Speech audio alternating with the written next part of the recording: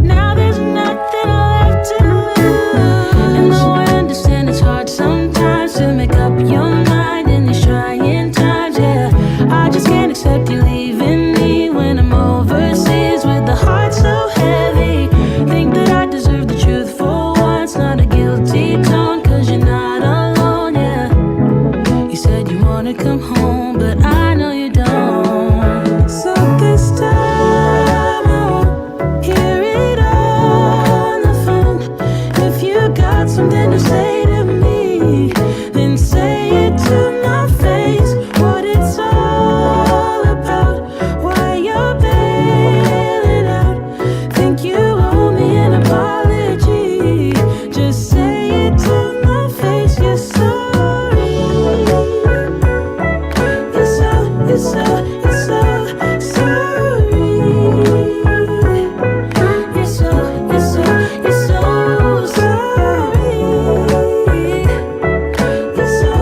sorry. You're so sorry. Say it to my face. You're sorry.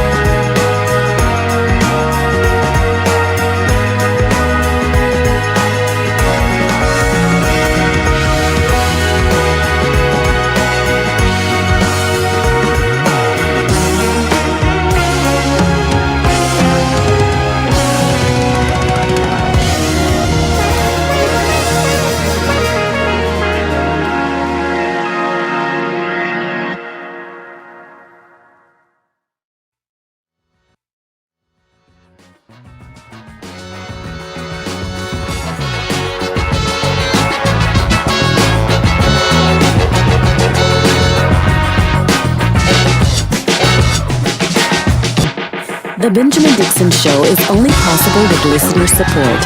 Go to www.patreon.com/The BPD Show.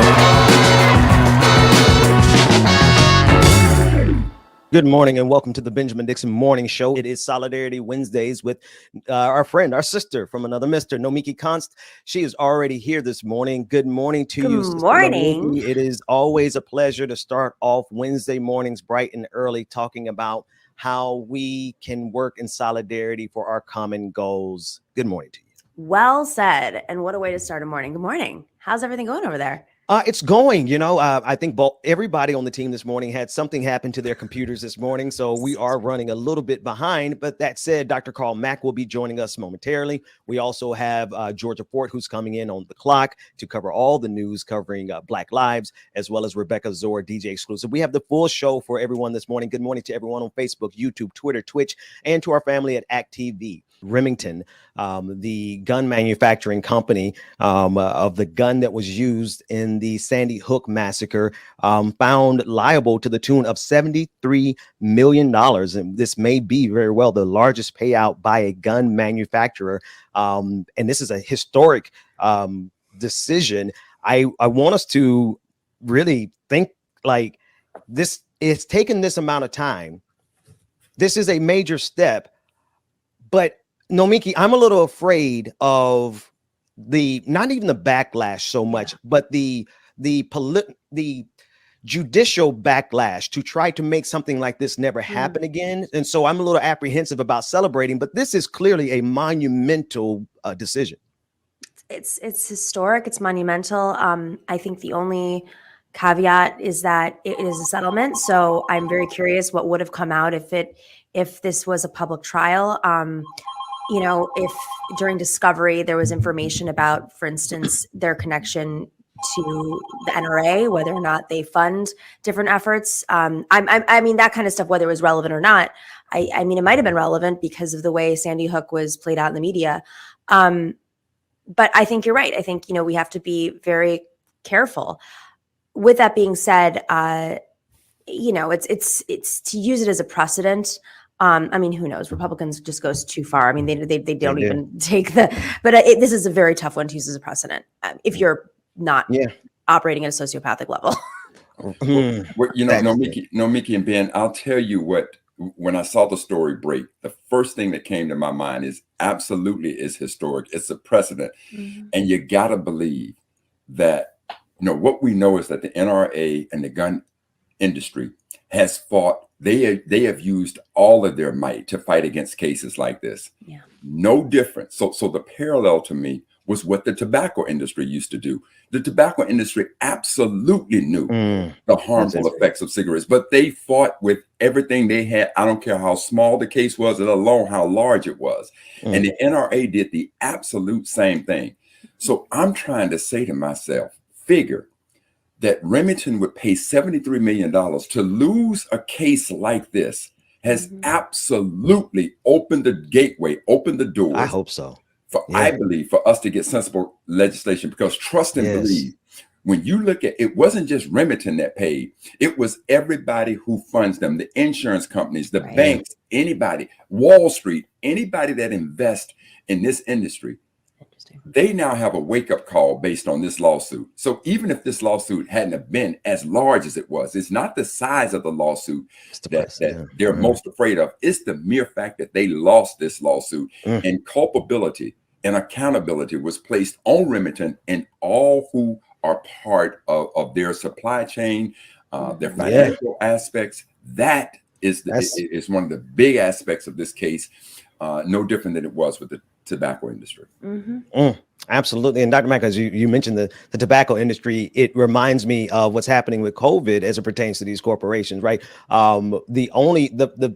The most prevalent sign that I have seen throughout the entirety of the pandemic has been in the state of Georgia, was the one warning people going into every store, into every corporation, that this corporation will not be liable if you die of COVID-19. I don't know if they had those signs in your cities respectively, but every single company, it didn't matter whether it was a grocery store or a dry cleaners or a major corporation, they got immunity during the pandemic from people dying. And it just reminds me of how much leverage corporations have with our lives in this country. And it's just time after time, we've seen corporations get away with the damage they do to real life. They take lives with these products. They get away with it. And I'm with you, Dr. Mack. I hope this continues to open the floodgates of accountability. Well, Ben, one of the things that one of the family members said that was just it was so strategic. I don't want to use the term strategic, and Nomiki, I think we're all having the same situation of talking about this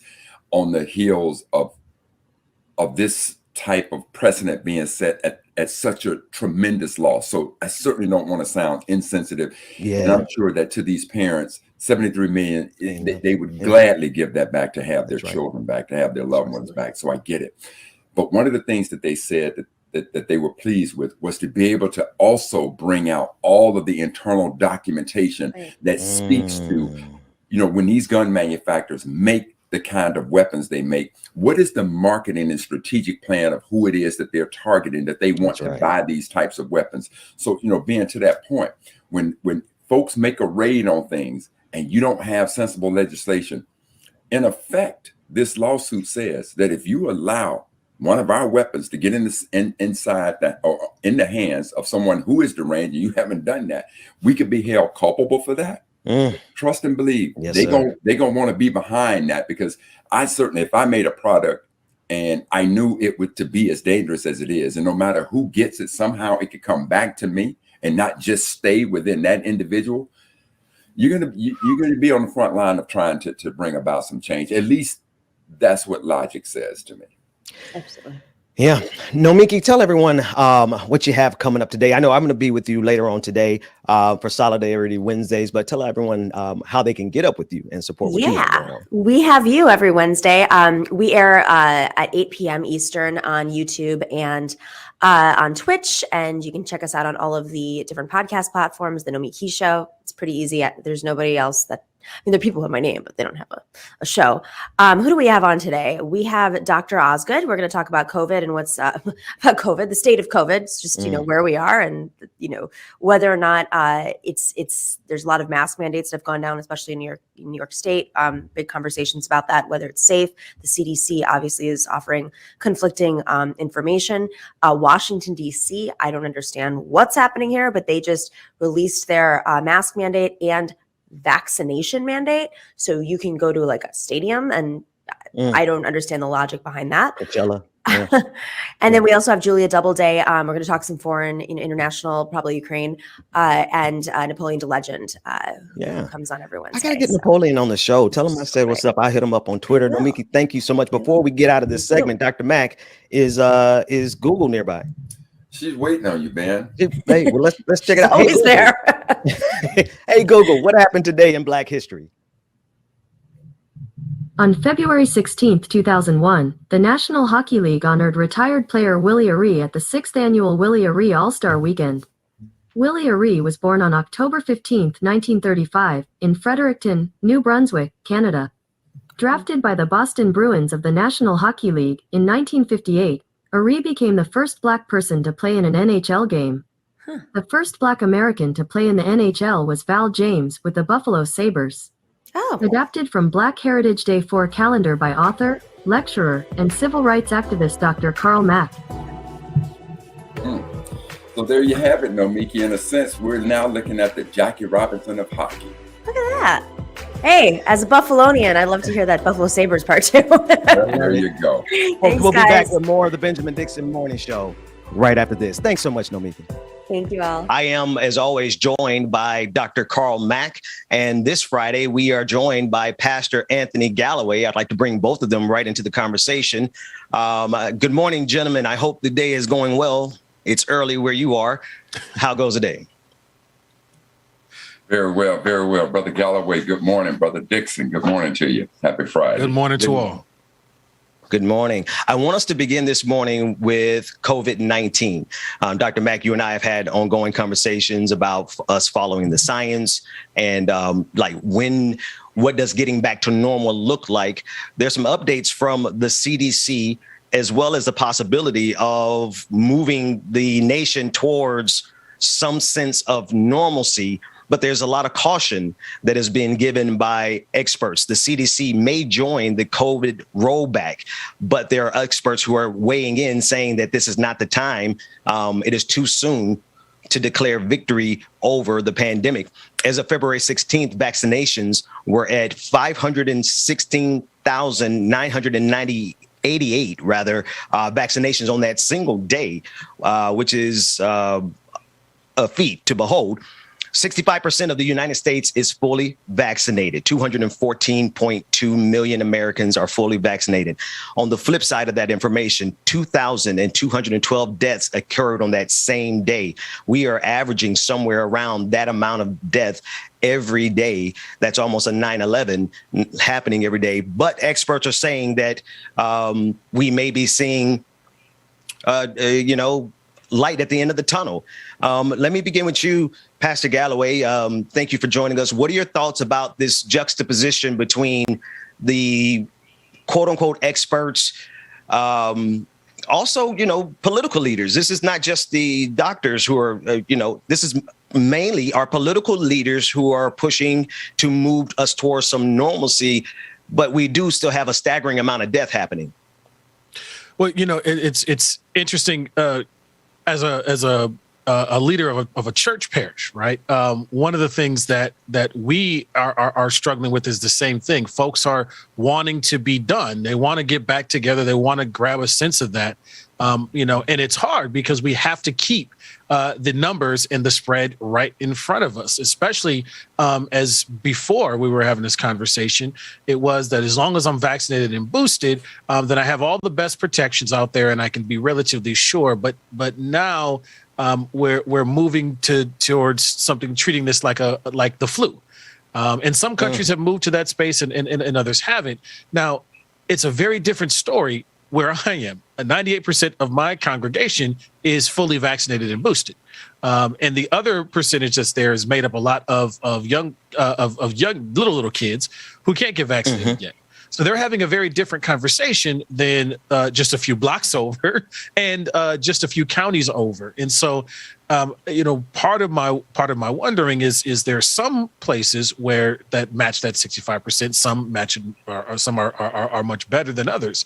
And there's this sense of trying to do that. However, we absolutely know that many in our congregation, even if when we open up, because the church has not yet voted to open up yet for in-person worship, so I'm just using that context to say that I get the urge, and there's this general urge of trying to mitigate that.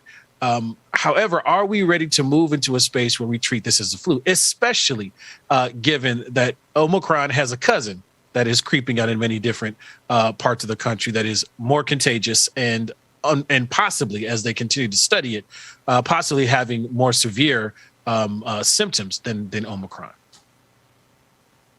Dr. Mack. Yeah, I think, again, the more this thing mutates, and it appears now with this new strand that the pastor is talking about, I don't know what that's like, but ultimately, I think the fear, well, let me say, clearly the data is showing a downward trend. And, it's 2,000 deaths a day, horrific, absolutely. But in comparison to what was going on earlier, the data, the trends itself appears to show that we're coming out of this thing. And I think that becomes the very difficult question. What does fully coming out of this and looking like normalcy, what does that really look like? And I've been tasked with that question many times myself. And just as I followed the science when this thing started, I'm going to follow the science now, especially in light of being vaccinated, being boosted. Now, am I acting as though Superman, I got this protective shield around me and it cannot happen? No. But, I am, for the most part, treating it as I would a cold or a flu, with the exception that, do I still mask up when I go? Yeah, I do. But is there a thought inside of me that I am as terrified of COVID as I once was, given the data? And the answer, quite frankly, is no, I am not. Not at this point, especially in light of the science and the data. Yeah, I mean, for those of us who are vaccinated and boosted, and then there are those of us with complicated situations like you described, Pastor Galloway. You have families with smaller kids, much like myself. My youngest, 4 years old, he's not old enough to get vaccinated yet. And so, my household, we're still living in like full pandemic mode. 4 out of 5 on our side isn't enough. But there's a complicated mix of how do you proceed forward as a society when there's a vulnerable population who hasn't even been vaccinated yet? Well, this is an important one for us in our congregation, in just that, we've got folks, we're overrepresented with the risk factors that become complicated, even if you're vaccinated and boosted. And so, and we were in a quandary for ourselves. We pulled our kids from school, as cases were going up in their school district in huge ways. And then my kids contracted COVID. They ended up being asymptomatic. My wife contracted COVID and was symptomatic.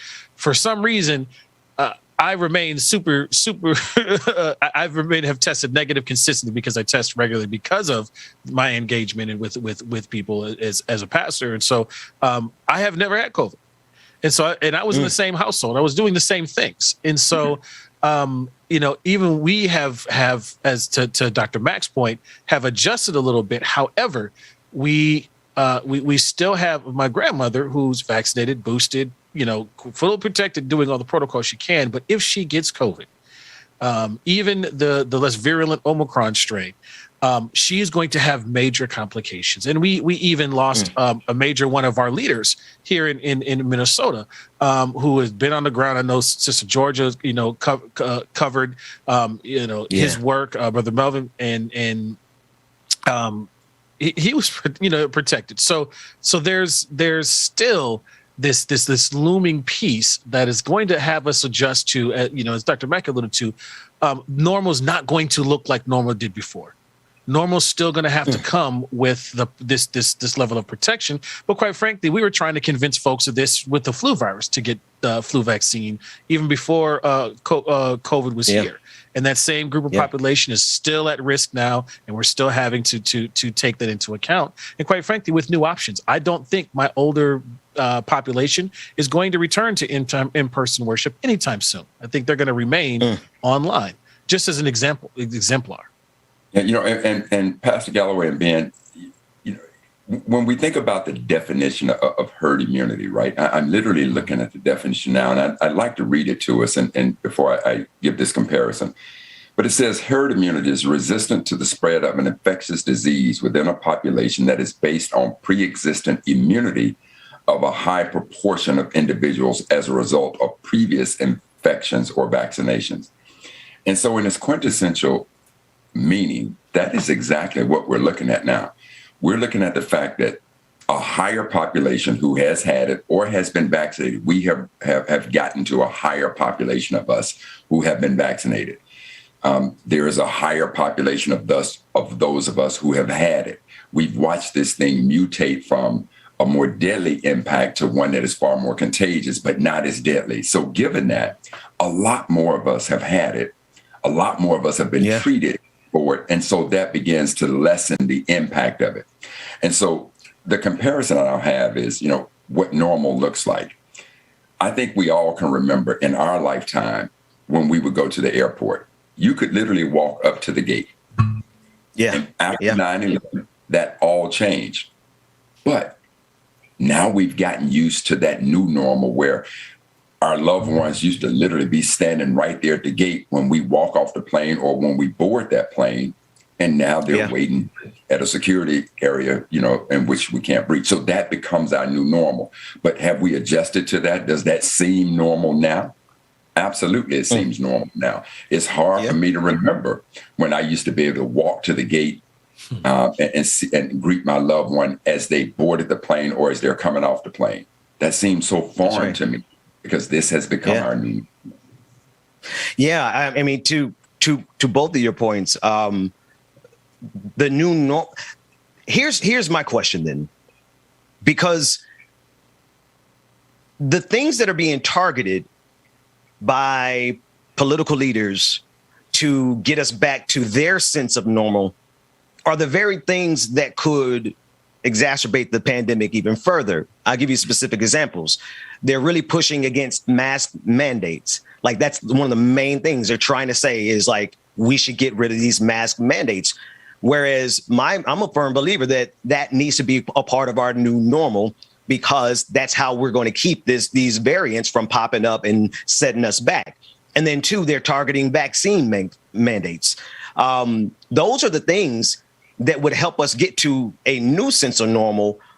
I'm fearful that they're targeting the very things that are going to keep us in this kind of state of survival where we're guessing what's next because they're making a bad decision on the vaccine mandates and the mask mandates. From my perspective, I would love to hear from both of you, Pastor Galloway first. Yeah. Well, we this is interesting because it's shifting who's enforcing those things, right? So we will all continue to have a requirement for masking. We will continue to actually have proof of vaccination for participation in service.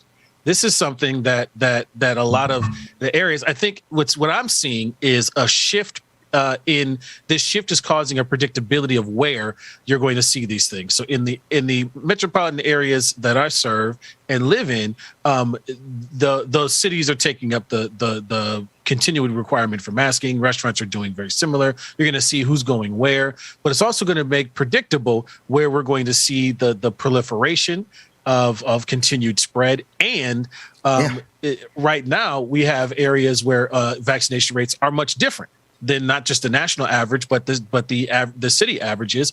And unfortunately, those are starting to follow political lines as well. And so there's going to be this. I'm already hearing folks saying, I'm not going to certain places because nobody's wearing masks and nobody seems to be taking that seriously there, and I'm going to stay out of there. And so one of the interesting things I'm watching is starting to see how this begins to shape landscapes. The challenge that we have is a lot of the areas that are not continuing these, even though others may be relaxing, that aren't continuing these are also in areas in which there's not enough hospital coverage, at least in our state. And so the places that we see the spread going, not only amongst unvaccinated, but not keeping the mask mandate spaces, are the places where we're most concerned that there's not enough hospital coverage to treat the folks in those particular areas. So it's causing some different conversations to happen.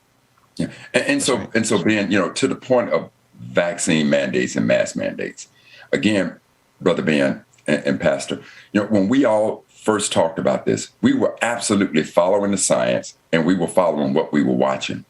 And so if one is to believe that herd immunity is a realism from science, that, again, the more this thing mutates and maybe the less deadly it gets, the more our body builds up a natural kind of immunity to it. So if indeed these things are the case, and now we're watching for sure the death toll go down, the hospitalization goes down, the amount of people that are infected and having very serious complications, we're watching these things go down.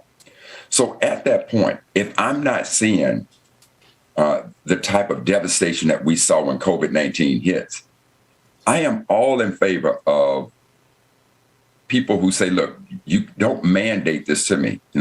I don't take flu shots. And if somebody demanded that I had to take a flu shot, I feel some kind of way about it. But now trust and believe, if there was a strand of flu that was coming out that had the level of devastation that I could clearly see all over this country, without question, I would do it. So to the pastor's point, I think that as we return to normalcy, you remove the mandates on vaccination because so many of us have now gotten it. But now if you see an uptick in it, trust and believe, and there's a new vaccination that comes out, I'll be the first in line to do it. But at this point, given where we are now versus from whence we came and the science of it all, I'm in favor of removing the mask, making it, that's your choice at this point. Are we looking at the same data? I'm over here squirming because I'm like, are we looking at the same data, Dr. Mack? I love you. Okay. Dwayne, put up the John Hopkins data again. Sure. The B-roll, because 2,300 deaths a day, that's not normal, man. That's a 9/11 every day. But Ben, when that data rolls by, I want you to notice the graph. See, the trend is when you say it, is the data showing that we're in a downward trajectory where we're coming off the highs of it. That's what the trend is. That's what tells you whether or not you're doing the right thing or the wrong thing. When you watch that graph and the number of deaths start coming down. Now, again, I'm certainly not minimizing 2,000 plus deaths a day. See, hold it right there, Dwayne, right there. But slide it back just a little. Let it roll. Because again, if we're talking about, look at that graph. You're on the downward side of that, right? And if that's what we're seeing, I'm okay because it says that all the things that we did in the past to get through this pandemic, it has worked. Now, could it have worked more efficiently, better if all of us had joined in at the very beginning? Absolutely. That's not the case. But based on what happened, the number of vaccines that people, the number of folks of us who were vaccinated, fully boosted, the number of us who were practicing social distancing, the number of us who were wearing masks, we're now seeing the trend go down. That's what I'm saying. You know what? My problem here's my problem. Yeah. My problem is that my baseline, I've not moved my baseline from the beginning of the pandemic Because even at the beginning of the pandemic, we were shocked when we had our first day of 1,000 people who died on a single day. Yes, See, that's my point of reference. We were shocked when we crossed 100,000 dead. Yes. And what happens is a level of desensitization because of necessity. We have to absorb this new trauma so that we can have some sense of normal and go on about our life. But I see the graph and the trend going down, but I firmly believe at 2,300 or 2,200 deaths a day, this is not the time to take off a mask or a mask mandate or to be, especially because of, look at the main target. The main target are our schools.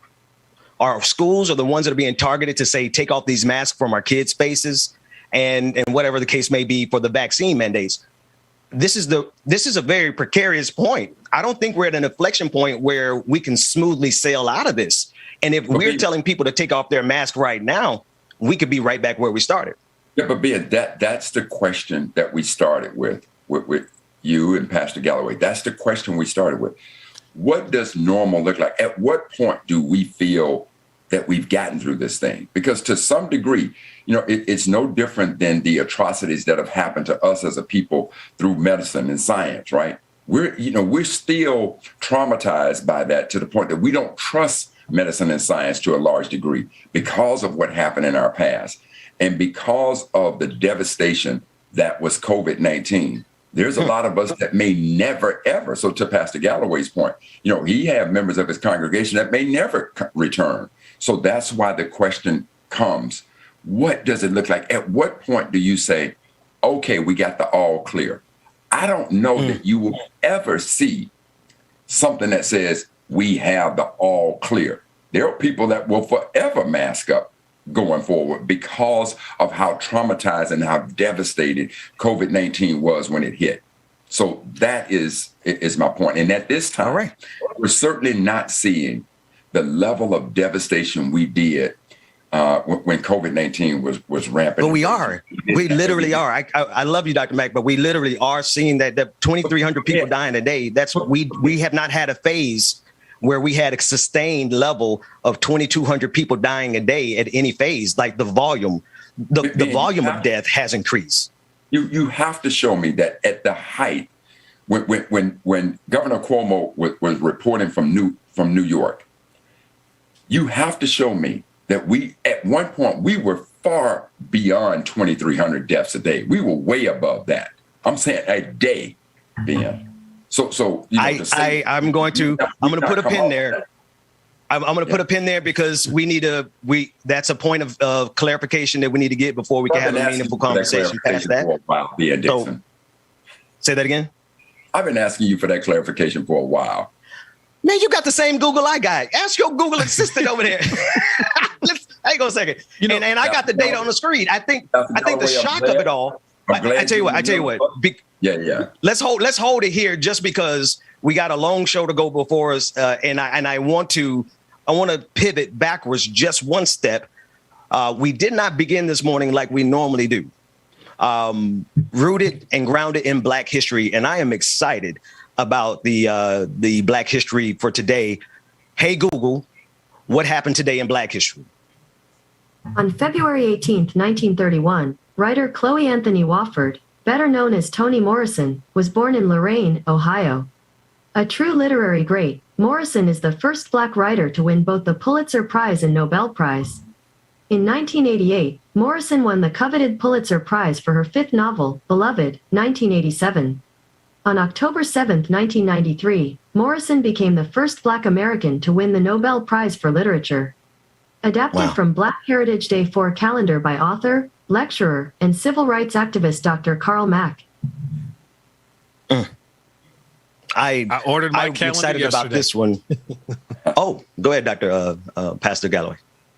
I was just saying, I ordered my calendar yesterday. I can't wait to get it physically in hand. Yes. But Brother Ben, I'm a blurred. Nice. I'm a blurred, and Toni Morrison is one of my patron saints in my Black nerddom.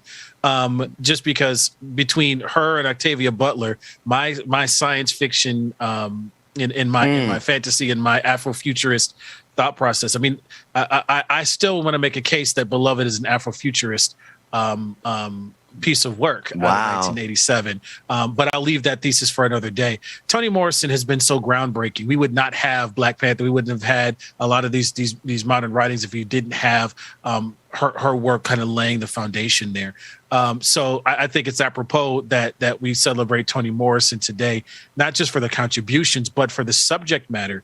I don't know that my aunts would be having the level of conversations and kind of self-actuating power if it wasn't for some book clubs that I got to listen in the other room to as they broke down Bluest Eye and its connections to their everyday lived experience. And so let alone calling attention to what's happening and even now in our schools amongst young Black girls who are on the receiving end of a very particular type of violent linguistic attack from their peers, outlined in Sula and the Bluest Eye. So you know, I'm excited that we can celebrate Toni Morrison today. Absolutely. And let me add to you one of the things that I love about the sister. You know, the other thing that I want to mention is that she's an esteemed member of the sorority AKAs, right? But when I was doing, I am now working to conclude a Black History calendar that is 366 days of all Black women. And you can imagine trying to put each of those women on their day. And so Toni Morrison played a part of that. And I'll tell you why, because when I came down, I had every day filled. I had one day left. The day that I had left was August 23rd. And for the life of me, I couldn't find anybody that was born, died, did anything. I just could not find anybody. And I come across this obscure piece of history about a Black woman named Anise.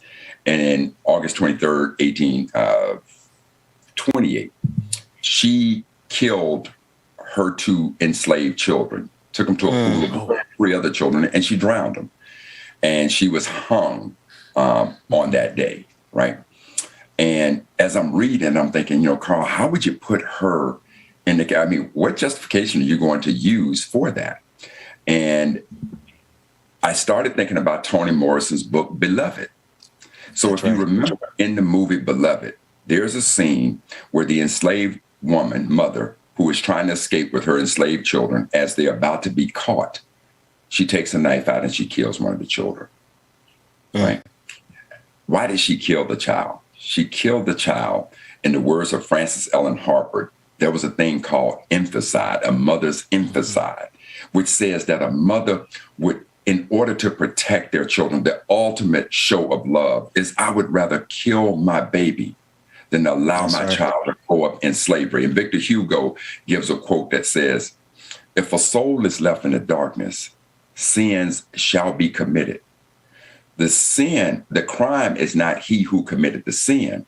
The crime is he who caused the darkness. So in Toni Morrison's book, Beloved, she literally took that scene, not from Anise, but she took it from another enslaved woman named Margaret Garner. Margaret Garner. The point of it all is that Toni Morrison was able to tap inside of her Blackness and bring that out and give us thought processes to this. So it's no wonder to me that she became the first African-American and one of the few people who could lay claim to 2 of the highest honors of distinction, both the Nobel Prize as well. So I'm just so honored, as you said, to celebrate the life and legacy of Toni Morrison today. Yep. Absolutely. We're going to go to a break. When we come back, we'll be on the clock.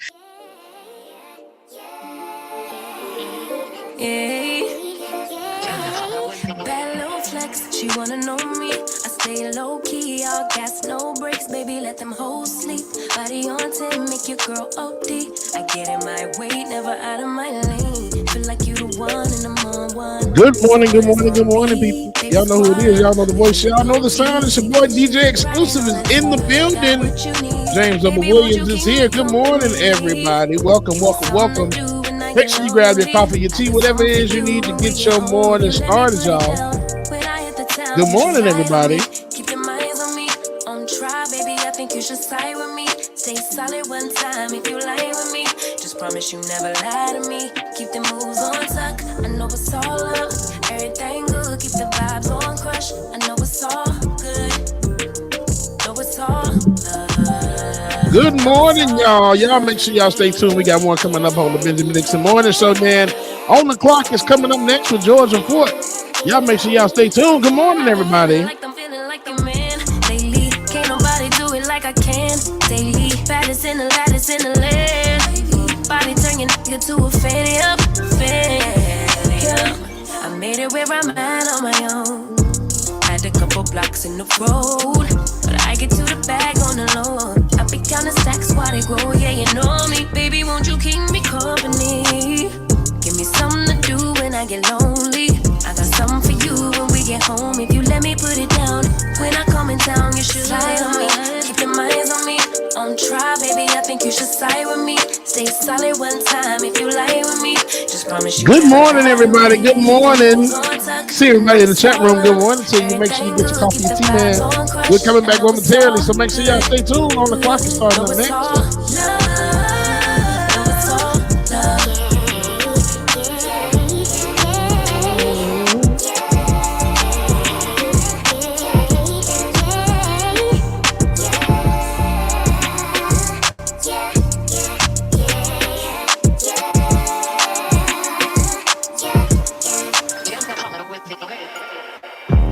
I gotta hit the beat.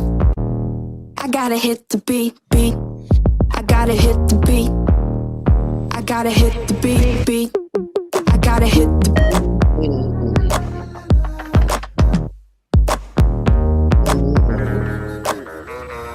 beat. I gotta. Yes, y'all, it's crazy. It is the real me. I don't know why it would be. It's the real me, y'all. It's the end of October. Champagne on my shoulder. This is my exposure. Up that bottle, it's over. It's the end of October. Champagne on my shoulder. This is my exposure. Up that all night long, but the feeling keeps kicking in. Beef with all the girls. Bullshit dripping off the chin.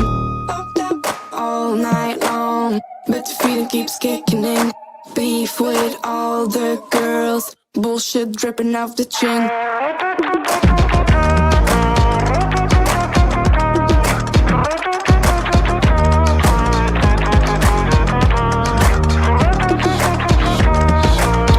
After David, after is good.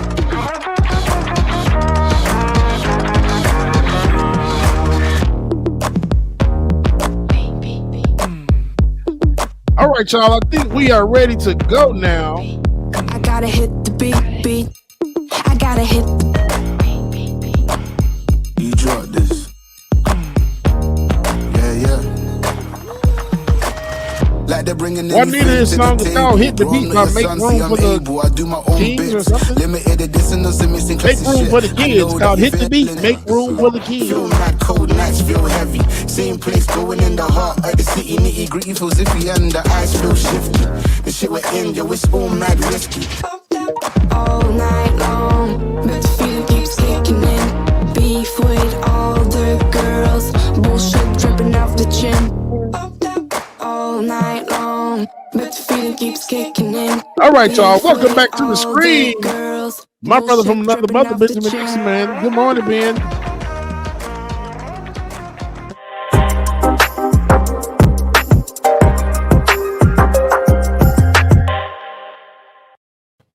Good morning. I am live from Minneapolis, where there continues to be questions about policing throughout the city.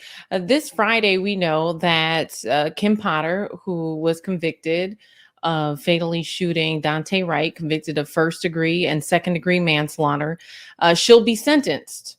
She'll be sentenced this Friday. On Thursday, Karen Wells and Andre Locke will lay to rest their baby boy, Amir, who was fatally shot by police on February 2nd. And Ben, Brother Mac, you know, we continue to follow these stories. But one thing, you know, this morning I'd like to talk about that we don't cover a lot is the folks out there who use these tragedies as an opportunity to support officers, to talk about their support of police. These people usually are seen with the thin blue line flag, or merchandise that says Blue Lives Matter, right?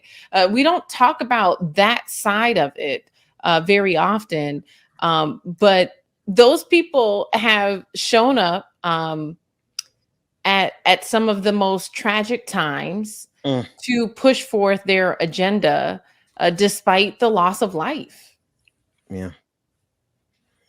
So support. I'm thinking about how many times we see that happen for Black life, and for they show up at funerals and protests. It's surprising to me in one regard, but it's not surprising, because America is a system that will protect itself. And there are people who genuinely believe that the police officers who killed these Black men and women are innocent. There are some people who honestly believe in the depth of their hearts. I mean, if they were to stand before their maker and ask whether or not Derek Chauvin deserves to be in jail, they would say no, because they firmly believe in this less than human nature that they try to imbue on Black people. Yeah. And Sometimes even we've seen these folks play victim. I was covering a Free Kim Potter protest over the weekend, where a number of individuals showed up outside of the Shakopee prison. And I'm hearing that they actually got some intel, either from the warden or from Kim Potter herself, about where to position themselves outside of the prison so that she could hear them or see them. And so there was probably about a dozen of these individuals standing outside, and had lots of banners, lots of shirts that said Free Kim Potter. Their dog even had a shirt that said Free Kim Potter. Dante Wright's family found out about this move to Free Kim Potter, and so they showed up. Eventually the police were called, and what I observed was these individuals trying to act as though Dante Wright's family was aggressive, but the person who pulled out the mace was there to free Kim Potter.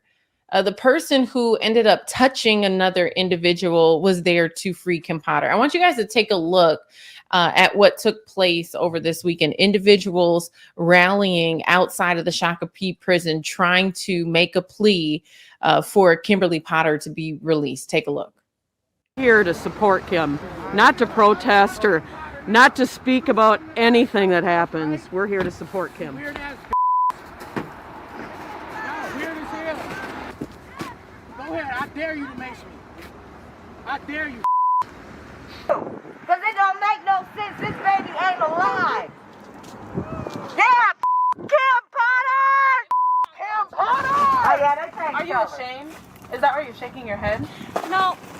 No? You don't have nothing to say? Leave Karen alone. Did you call your friends? No touching.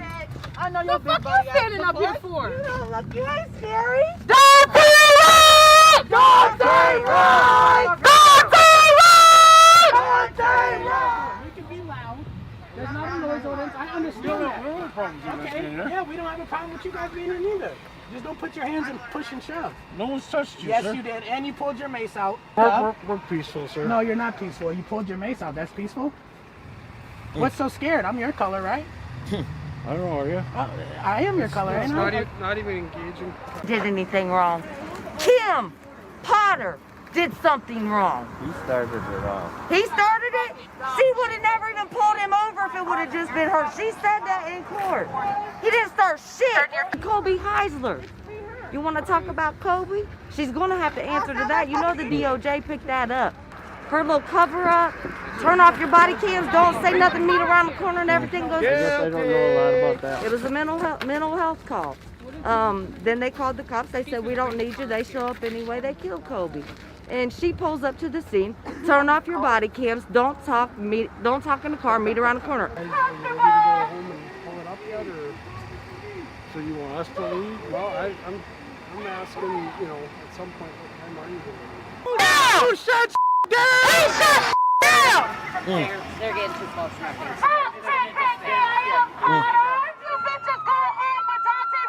So, what struck me even was the entitlement of the individual who was talking to the officer, and he's like, "Oh, so you want us to leave?"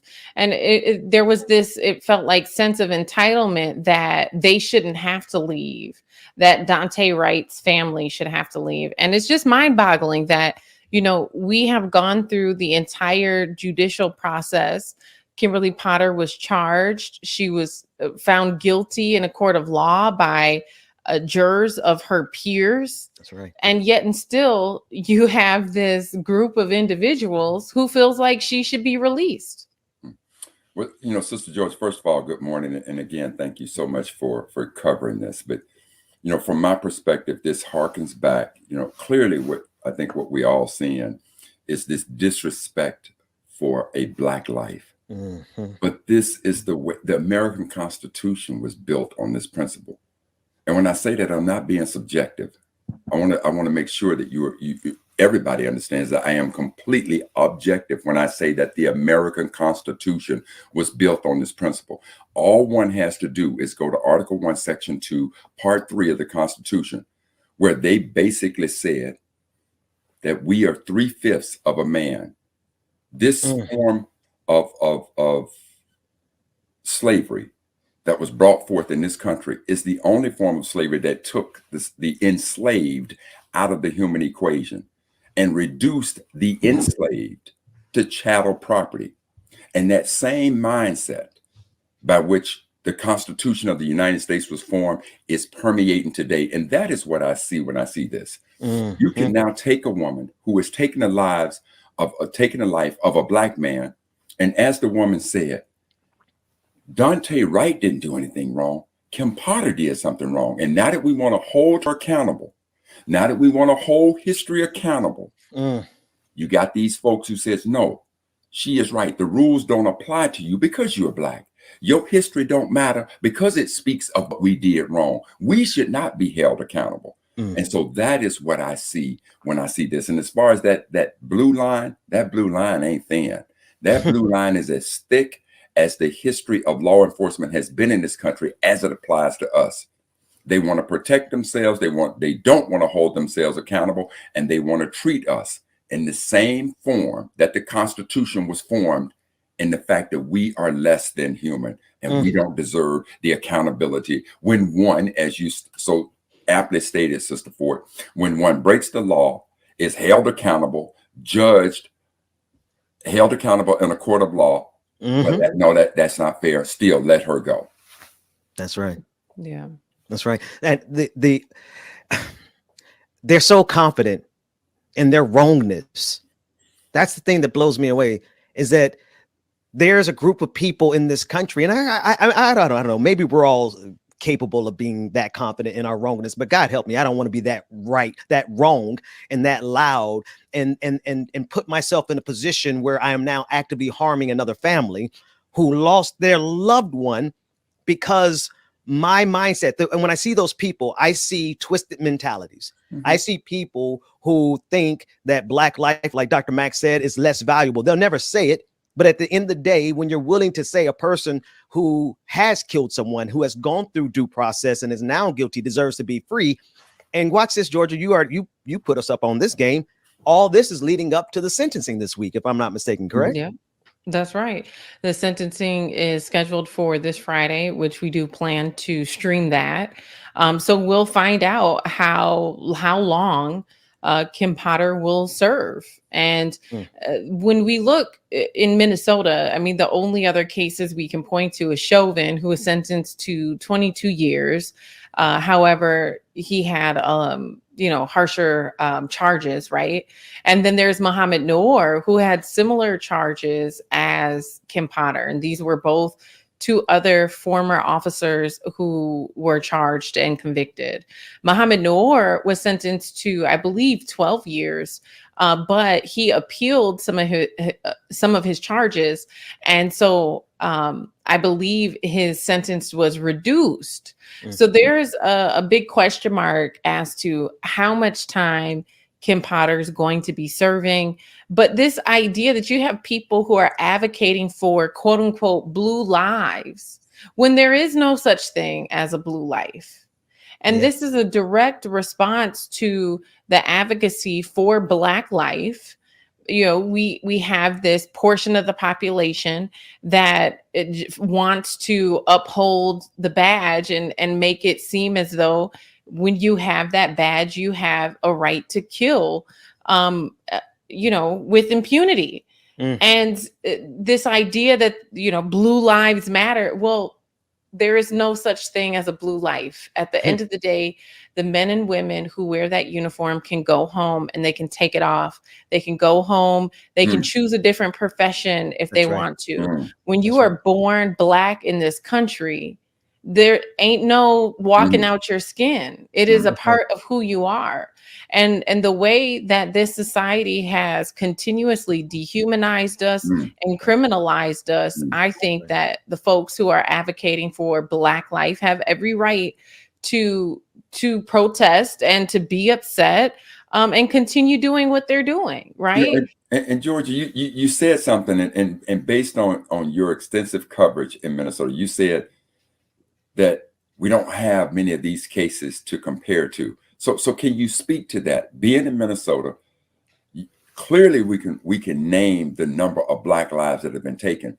But Georgia, how many police officers have been held accountable prior to Chauvin for the killing of a Black man in that state that you know of? The only one I know of is Muhammad Noor. A Black man. And the first case of a officer being held accountable was one where the cop was Black and the person who was killed was white. That was the first case. A white woman. Now, and see, the other thing is when you played that clip, the woman said something that is so American. She said, quote, "I'm not here to speak about anything that happened. I'm just here to support her. Be damned what happened. So what? I don't care if she was wrong. I don't care if Chauvin killed. I don't care if these police officers kill Black folks. We don't care. We're just here to support them." That is so American. Yes, sir. That's an American move right there if I've ever seen one. Yeah, and I mean, there's some ignorance to that, right? You're blindly supporting people, whether they're right or wrong. You're just standing behind them, you know, and it's unfortunate. And when you think also about the criminal justice system, that where we've seen instances of Black people, like look at Central Park 5, right, where they were innocent and convicted. Scottsboro boys. You know, and how hard we have to fight to get innocent people out. And here you have someone who we have footage and evidence of their wrongdoing, yet and still you have white Americans that want to stand by them. Even think about the people who want free Rittenhouse, right? The people who supported him. It just continues to blow my mind. Last thing I'll note on this case of the Free Kim Potter protest, the main individual, he was a heavier set man, the one we saw talking to the officer, and he said, "Oh, you want us to leave?" The one who spoke with so much entitlement. He drove up in a big red pickup truck. And one thing I observed was lights that were positioned in, you know, on the glass, almost by the dashboard, as though maybe he also was a cop. You know, it looked like his vehicle could have been used in undercover situations or, you know, and so I questioned whether or not he was an off-duty officer. And then also because of his communication that he had with officers when they arrived on the scene, it looked like he knew them. He was familiar with them, and he spoke with the entitlement of, like, I should have the right to be here and everybody else should have to leave. And, that concerns me deeply as well, to live in Minnesota and know that potentially someone like him is an off-duty officer using his free time to free someone who has been justly convicted for killing another individual in our community. Georgia, the one thing that I would say differently, as you said, there's an ignorance. The ignorance in its quintessential meaning means lack of knowledge. So when you talk about the amount of evidence that is being shown, there's footage of what Kim Potter did. There's been footage of what Rittenhouse did. So there is no ignorance here. So we should call it what it is when they continuously take the approach that they do in light of not ignorance, but information, because again, ignorance is lack of knowledge. When you got the footage and you have all of that, it comes completely out of the realm of ignorance. And it goes back to the core and the fabric of America as it applies to us. And we must call it what it is. This is where you don't value Black lives. And when you don't value the loss of a Black life, as a result of you being white, these folks being white, that in its quintessential meaning for me is white superiority. It is racism at its core. Yeah. I'm just listening to both of you, and I think that's right.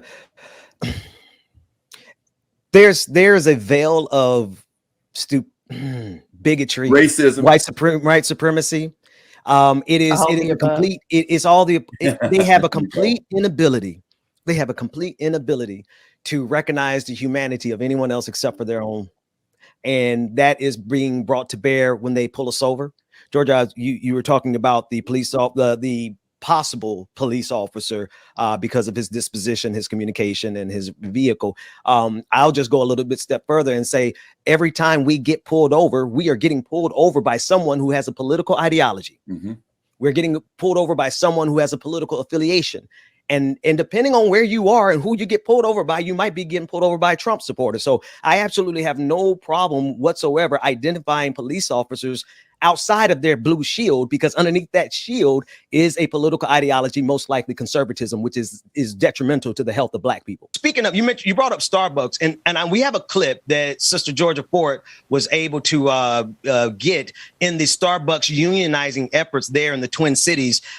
She had a chance to speak with Congresswoman Ilhan Omar, who was there supporting the Starbucks workers. Now, in the midst of all this corporate greed, in the midst of all these record profits, you still have corporations like Starbucks and Amazon who are spending those profits trying to make sure that their employees don't unionize. And this is Congresswoman Ilhan Omar at a Starbucks supporting the unionizing efforts there. Let's take a listen. We're really excited to be here at Starbucks in Minneapolis to come and support and stand in solidarity with workers here who are trying to create their own union.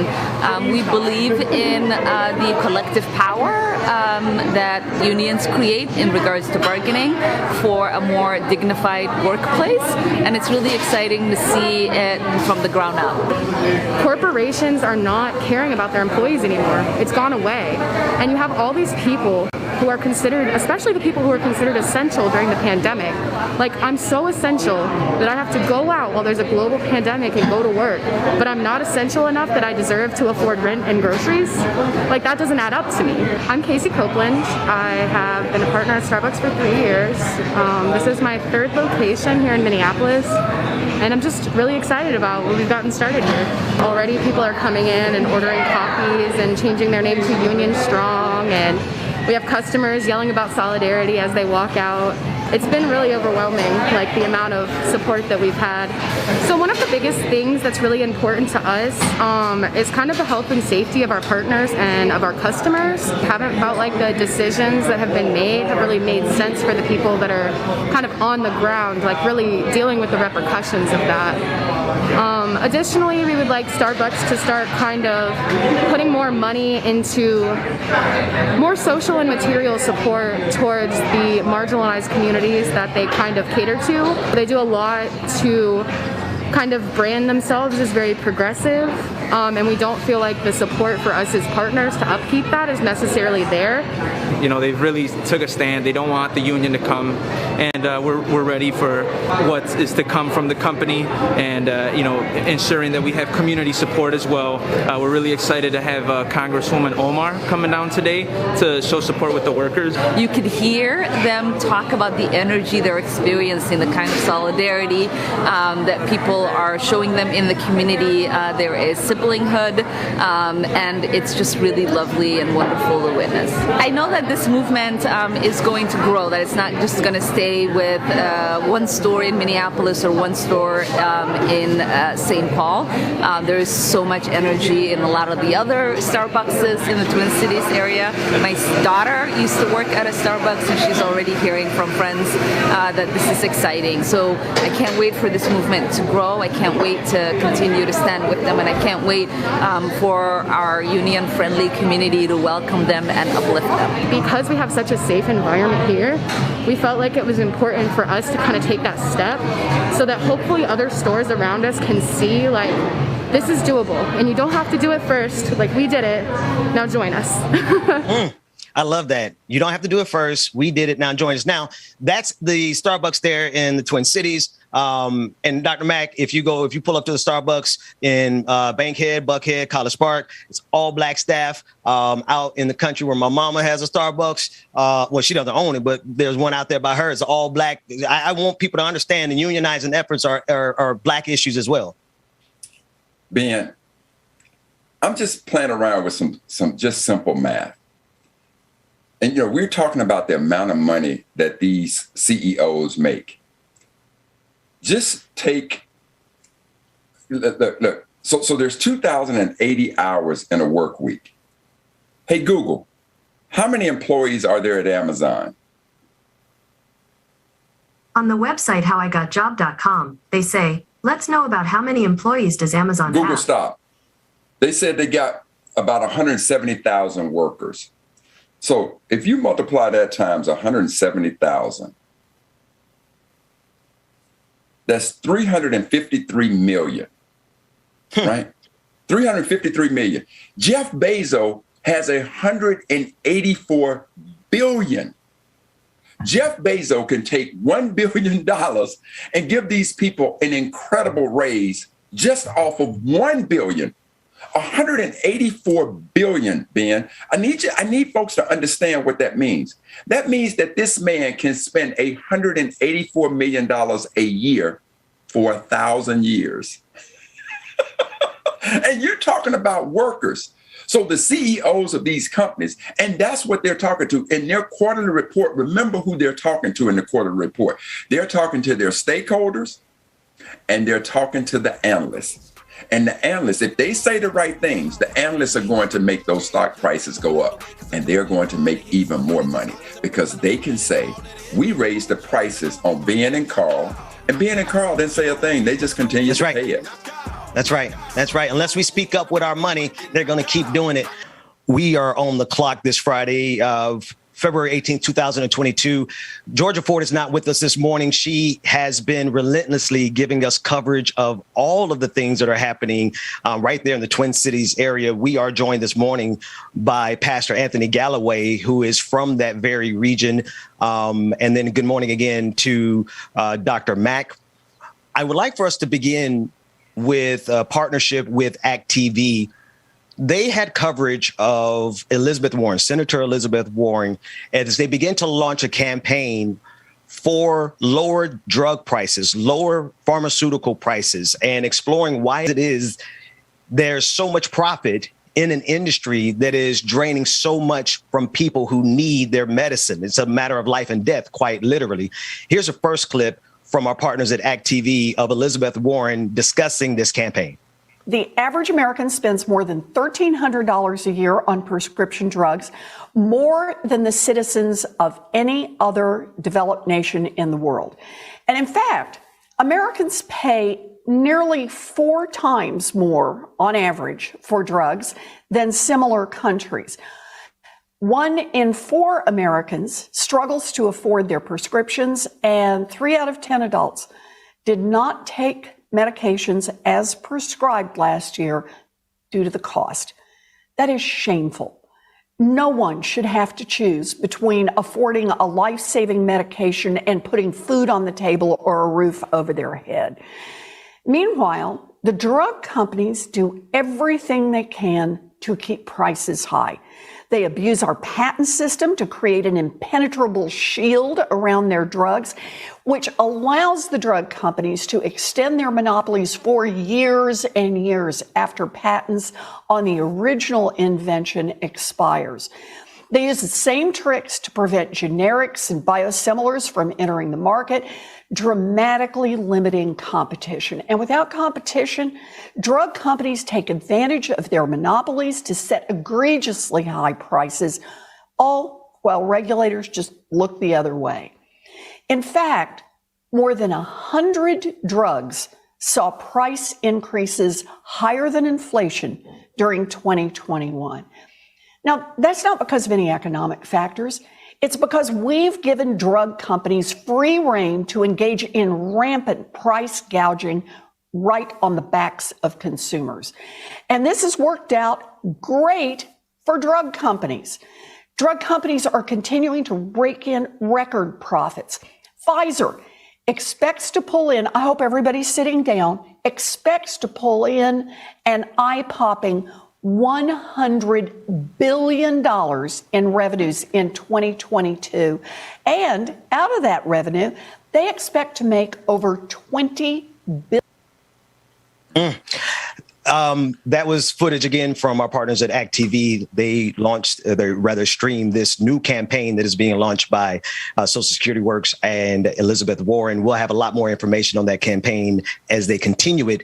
But the conversation, Pastor Galloway, is so pertinent. I recall members of my dad's church who stopped taking their medicine because their prescription because of the exorbitant prices, and making that decision at a certain point means accepting death. Like I've known people who literally stopped taking their medicine because it was so expensive, and then they died. I'm sure this is something that replicates itself across the country. You know, it's funny. I remember a couple of church trips that were sacred growing up in my church community. It's only now, I'm now years old that I realized that those trips were not actually leisure trips. They were medical tourism. They were going to places where some of the medication that they had would be much, much cheaper. I was just in Panama doing some a mixture of family leisure and some humanitarian work, and I'm sitting there looking at a sign as we're testing to get back into the country, and there's a sign in there that right next to the sign that said, "You want a dental plan? Check out our dental plan that starts at $12.95 a year." And then I'm sitting there and I'm talking to some other folks, and there are folks from the United States that are in Panama to not just receive their care, but to they figure for the price that I would pay in the United States, I might as well take a trip in some sunshine and get my medication for cheap. So you know, I'm and then to learn how much Latin America benefits from medical tourism as a function of the tourism that comes into the area, in particular in Panama. Wow. So I'm absolutely aware of this. The second point that comes to mind is the fact that as we do this, I have a very, very interesting tension in that for me, having a market-based health system in and of itself, or one that's driven by those seeking profit, is very non-Christian. And so I have a very specific moral problem with that piece as well. And one of the points that Senator Warren makes, right, there's a profitability to keeping prices high. So you can't even have a market system for those who believe in the market system space. You can't even use that to drive something that's more accessible to people. And you can't make patents or find other ways to do this. I'm now starting to think of I might need to install some of these trips in my own church so that some of my folks can get their medications. Wow. And you know, Pastor, and if we look at the other side of it, you know, what the pharmaceutical companies will tell us, which is, you know, to some degree very real, that there's a tremendous cost in trying to develop these drugs. And for every drug that finally gets through FDA, finally gets through the 3 trials of testing, there is a serious cost to that. And for that, I think we all agree. However, there comes a point when that drug that you made and the cost that you incurred to make it, you have recouped that cost. That's right. And so now, Pastor Galloway, to your point of when folks in that profession, you know, there's a medical oath that you take, and you should not under any circumstances now place a person in a position, as the quote that Victor Hugo just said, you know, if you place a soul into darkness, sins shall be committed. So in the case of that quote, that's what we're talking about. You had some people who said, yes, I need to take my medicine, but I can no longer afford it. So now they pull away from it. And so there comes a point with the pharmaceutical companies when you want to try to explain to us the amount of drugs that fail and your cost that went into all of those failures, and now you have to recoup your costs. There comes a point where we understand that, and we know that you have recouped that cost. But we also understand the other side of it is that you're now beholden to shareholders. You're now beholden to profits. You're now beholden to this capitalistic society in which there is one word to explain what it is that you are doing. And that word is greed. Greed to the point that you don't care. You no longer care about why you first wanted to create this drug to try to quote unquote help people. Now, that help means you absolutely want to gouge people because, you know, as the senator said, $100 billion. And from that, 20 billion of that, you know, I'm assuming that the last part of her statement was going to be the amount of profit that came out of that. Right. So even though they can explain to us the cost that goes into it, there comes a point after so many years that drug has been on the market, you have recouped your costs over and over and over again. And that is clearly what it comes down to, just price gouging. Absolutely. We'll be covering this as the campaign continues. This is not just a one-time thing. This is a push to get the cost of prescription drugs lowered across the country. I want to shift to what we were just speaking about off air, Pastor Galloway. The ongoing pandemics that existed, or rather the crises that were ongoing before COVID-19. This is something that is shocking to me because I honestly have to confess, I did not know this stat. Pollution, according to experts, kills at least 9 million people a year. Pollution, therefore, is responsible for more deaths than COVID-19. And this is on an annual basis. I'm sorry. I really feel like I've been in the know. I feel like I pay attention to the news, but I had no idea that the amount of death that was caused by pollution was so staggering. Pastor Galloway. Well, this is you got to look at this both in a global sense and in the local sense. In the same place that we have this continued killing of unarmed Black men in this epidemic here in the Twin Cities area, now that we have just had to funeralize Amir Locke, we also have in that same area vastly different health outcomes pollutant wise in the Minneapolis area, especially in the north side of Minneapolis. And so there's the global numbers, right? And we're looking at spaces, with especially with high populations of folks in the denser pollutant areas being as a part of this. But as you see on the screen, you know, there's the water, there's a pollution of water, there's a pollution of air. There are the long-term effects of being exposed to small bits of dense metals over the course of time. And then we look at asthma rates and things like that amongst particularly communities who are connected to or near places of industry, which tend to be more affordable for folks who have higher risk. And so you see a combination of factors that are putting folks into extreme areas of exposure, even in the United States. So this continues to be an ongoing problem, and that it doesn't get as much attention as some of others that may seem a little bit more immediate or that may kill in shorter amounts of time.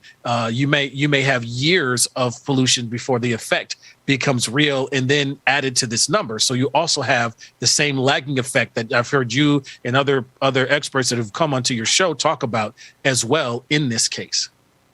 You know, gentlemen, I'm reminded, and the two of you may be too young to remember this, but I remember way back when I was a child, and there was a commercial of a Native American brother, and they were showing folks throwing trash out, polluting Mother Earth. And all you could see is when he turns to the side, this tear come down. Yeah. Right.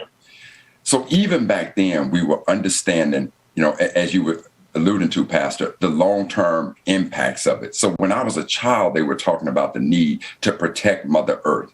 And again, as we get inside this capitalistic society and get inside a point where folks don't think about it to that degree, the long-term impact of it, we're seeing this exasperate. As an engineer, I was a mechanical engineer in Seattle, and I worked in wastewater treatment.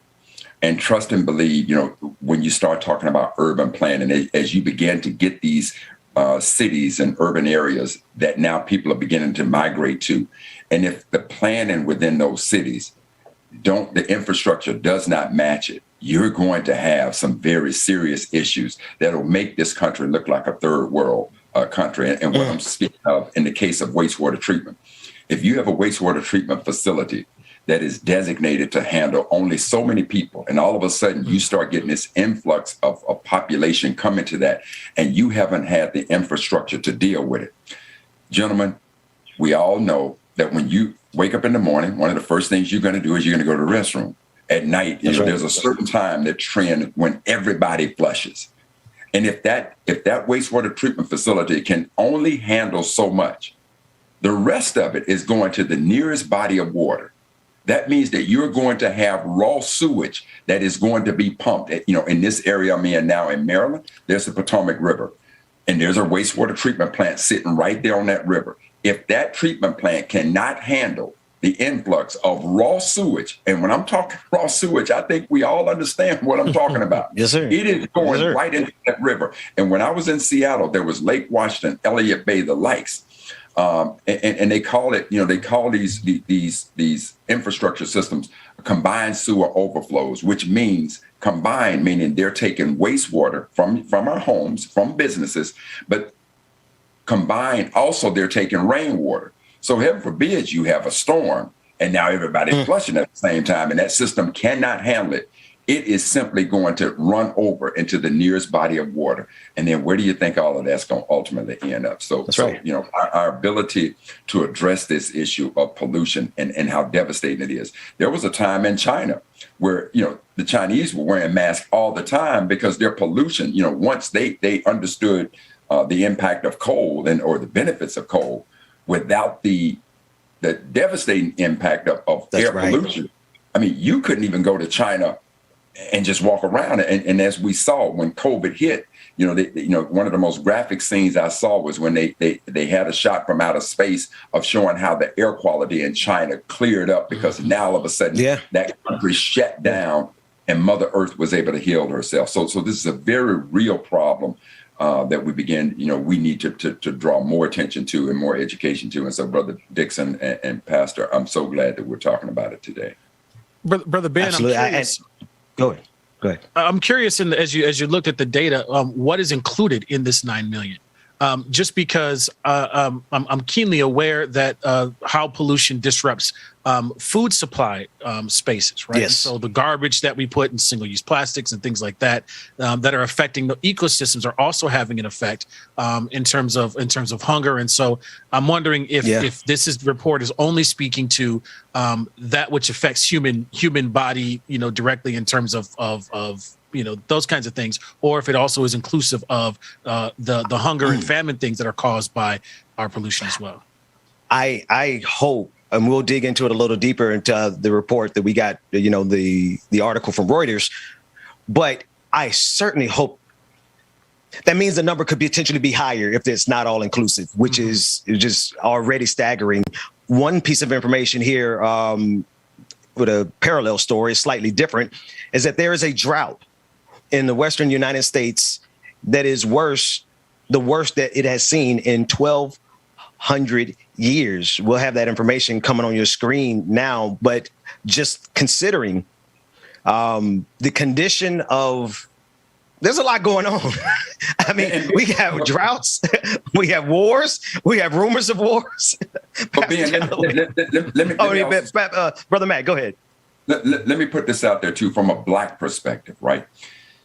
You know, I also want us to think about a lot of these factors, like, you know, we remember the Aaron Brockovich story, right? Where, you know, she became a one-woman crusade against these companies that were manufacturing whatever it is they were manufacturing, but all of their waste product, they were dumping into the local rivers and local streams. That's right.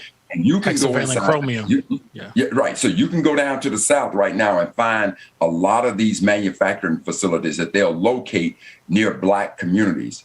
And the amount of pollution that is being dumped out to it, and then now members in our community catching cancers and all of this. And of course, these companies are absolutely saying that this has absolutely nothing to do with the way that we're running our business. So a lot of these companies that locate near our communities, especially in the South, and I remember seeing a story about it.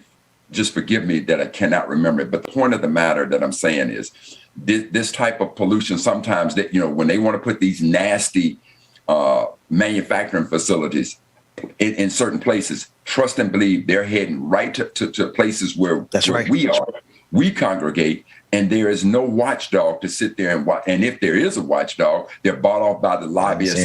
Congressional members are turning their head, even in the face of science that is showing that people in our communities are suffering at a devastating rate from this level of pollution. So we also have to be mindful of how these companies set their facilities up, especially throughout the South. And that's something that I'll look into. And being, if we circle around again with it, we can talk. I can be a little bit more detailed about that observation. Absolutely. So we're going to go to a break. Pastor Galloway, thank you so much, man. It's always a pleasure. I look forward to having you on Fridays. We hope to have you back as soon as we can. Love you, Black man. Stay safe. We'll be back with more of the Benjamin Dixon Morning Show on the clock, like it or not, the whole thing after this.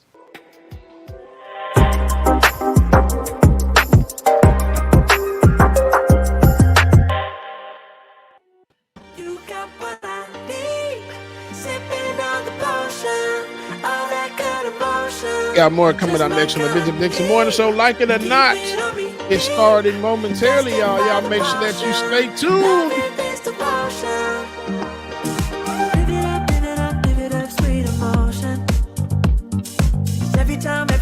Good morning, everybody. Ziggy, good morning. Miss Nuru, Hollywood, Queen Abby, Barbara, Brother Chuck Diesel, Roller Dragon, what's going on? Shay, good morning. Mom and Daddy, good morning to you. I know y'all out there somewhere. Juanita, Courtney, the SRB, Truth Dragon, good morning. Jacob, Whitney Woods, good morning. Afraid Not, Indian Brown, Ill Hustler, Sophia, hey, Miss Sophia. Shay, good morning to you. Brother Latif, what's going on? On it goes, what's going on? Good morning. Six Dragon Daddy. Christopher Shaw, good morning. Queen Abby, One Source Productions, what's going on? 1 ATL Country Boy, good morning to you. Peter Low Frequency, what's going on? Alicia, good morning. Miss Nuru. Valley Girls, good morning. All I want is satisfaction. Make a move, baby, you Smash, good morning to you. Give me that good reaction. Gonna make it right, little like an offer I can't refuse. Big Peace, what's going on? Stoic, good morning to you.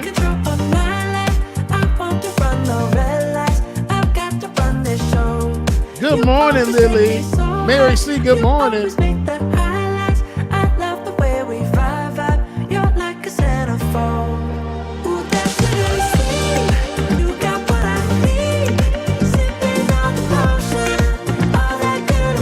Ransom, Jason March, good morning.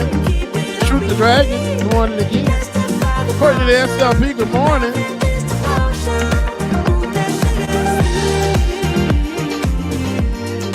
Anna Loom, good morning to you. All right, y'all, we're going to get our new patrons and our new Twitch subscribers read off really quick. Amber Layla, good morning. All right, y'all, shout out to Luke K. Luke K, what's going on, Lou? Who subscribed to the new patron to the BPD. Arthur L increased their pledge by 10 times. Shout out Arthur L. We appreciate you, Arthur. 10 times. 10X is what I see. 10 times. We appreciate you, sir. Appreciate you. Mary C. doubled their pledge. More than doubled their pledge. Mary C. We appreciate you. Thank you so much, Mary. Our new Twitch subscribers. We have MX Slytherin who resubscribed with Prime and commented happy to support. Been subscribed for 6 months. This cute cat resubscribed. And they've been subscribed for over a year. Hot crap. All right, sis cute cat, good morning to you. Burgle Cut resubscribed and been subscribed for 2 months. Sunshine Drea resubscribed and been subscribed for 5 months. Catcher Friend 000 has been subscribed for 5 months as well. Blue Daddy, shout out to Blue Daddy who resubscribed with Prime. Appreciate you. A 420 Kitty Dragon. I resubscribed and said love to everyone here. Y'all keep me sane. And they've been subscribed for 6 months. Progressive Armor resubscribed and commented. Thanks to Chicken Fried Dragon. Thanks for my sub gift. And they've been subscribed for 8 months. Shout out to Chicken Fried Dragon. Trekkie21 resubscribed and commented. Thanks to Benjamin Dixon and the rest of the team who gives out news and entertainment every week. They've been subscribed for 8 months. Chicken Fried Dragon also gifted a subscription to Miss Drez Dragon. JN Lee 1981 gifted us a subscription to fellow ActTV content creator James from the internet. Now, there was so much confusion once we started doing the ActTV stuff. Everybody was like, James leaked it. James leaked it. It wasn't me. It was James from the internet who leaked it. Not this James, the other James. So shout out to James from the internet. We appreciate you. And also Industrial Arts. What's up, brother? Gifted five community subscriptions. Industrial Arts, we appreciate you, sir. And happy belated birthday to Black Dragon. That's my dog. Hey man, if you have not already, patreon.com/like it or not, patreon.com/the BPD show. Also, make sure that y'all go to act.tv and become a member as well too. Y'all don't want to miss out on that, man. Make sure that y'all stay tuned. Like it or not, it's starting up next here on the Benjamin Dixon Morning Show. Good morning, everybody. All over again, all over again. Don't you make me feel like we could do. Oh, you make me feel like we could do it. All over again, all over again. Shout out Brother Latif who was two-stepping in the driveway while the kids are coming.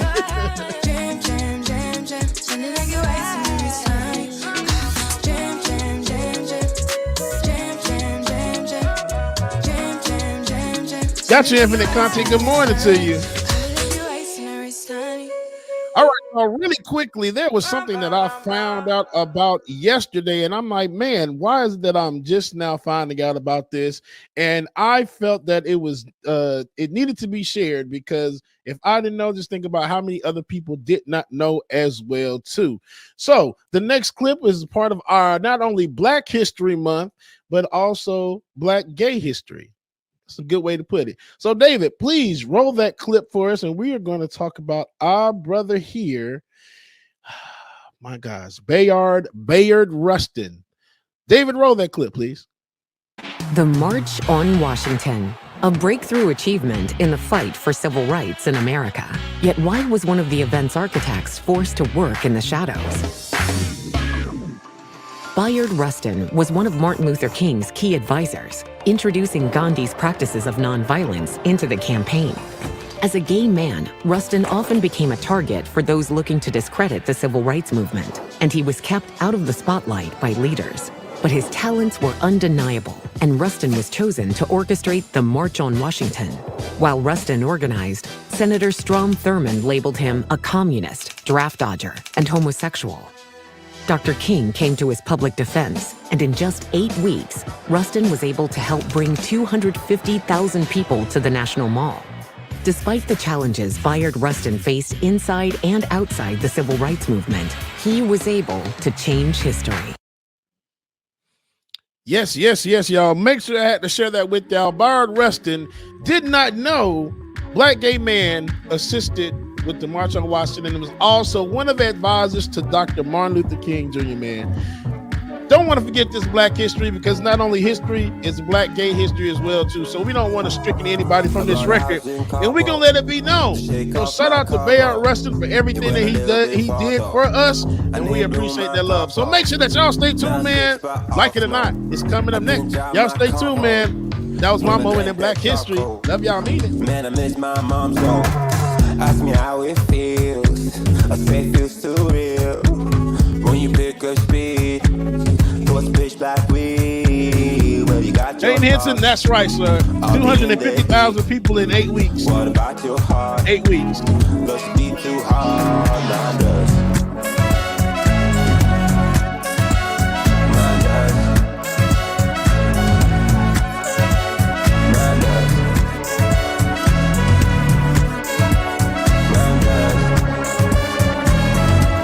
Johnson, who knows? I'm not sure, but I'm still surfing and researching. So could be not B. Johnson.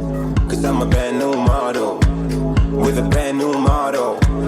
Yeah, I called out Carlos. Said I won't be calling. Instead of my old tempo. It wouldn't make much sense, so yeah. All right, y'all. Y'all know what time it is, but before we get to that, y'all know what we have to do. Like it or not, it's going down. Shout out, brother Luke Kang. What's going on? Y'all stick around. Oh, Rebecca's on. It's coming through. But not today, though. She got a work pain, so she won't be joining us today. But yeah. Good story for you. Oh, Benjamin. That's my dog. This is his show. He's a politics bro. Brittany Woods, right? I definitely would have been a gay communist draft dodger. Okay? Fuck all the crap y'all wanted about me. I stay dropping them jams.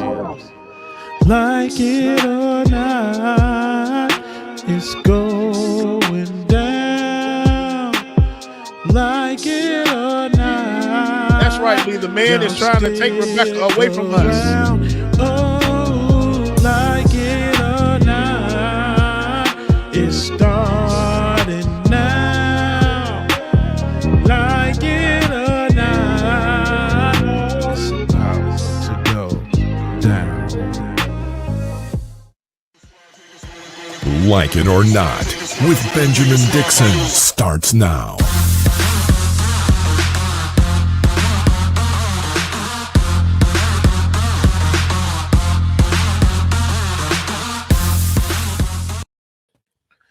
Good morning, good morning, good morning, people.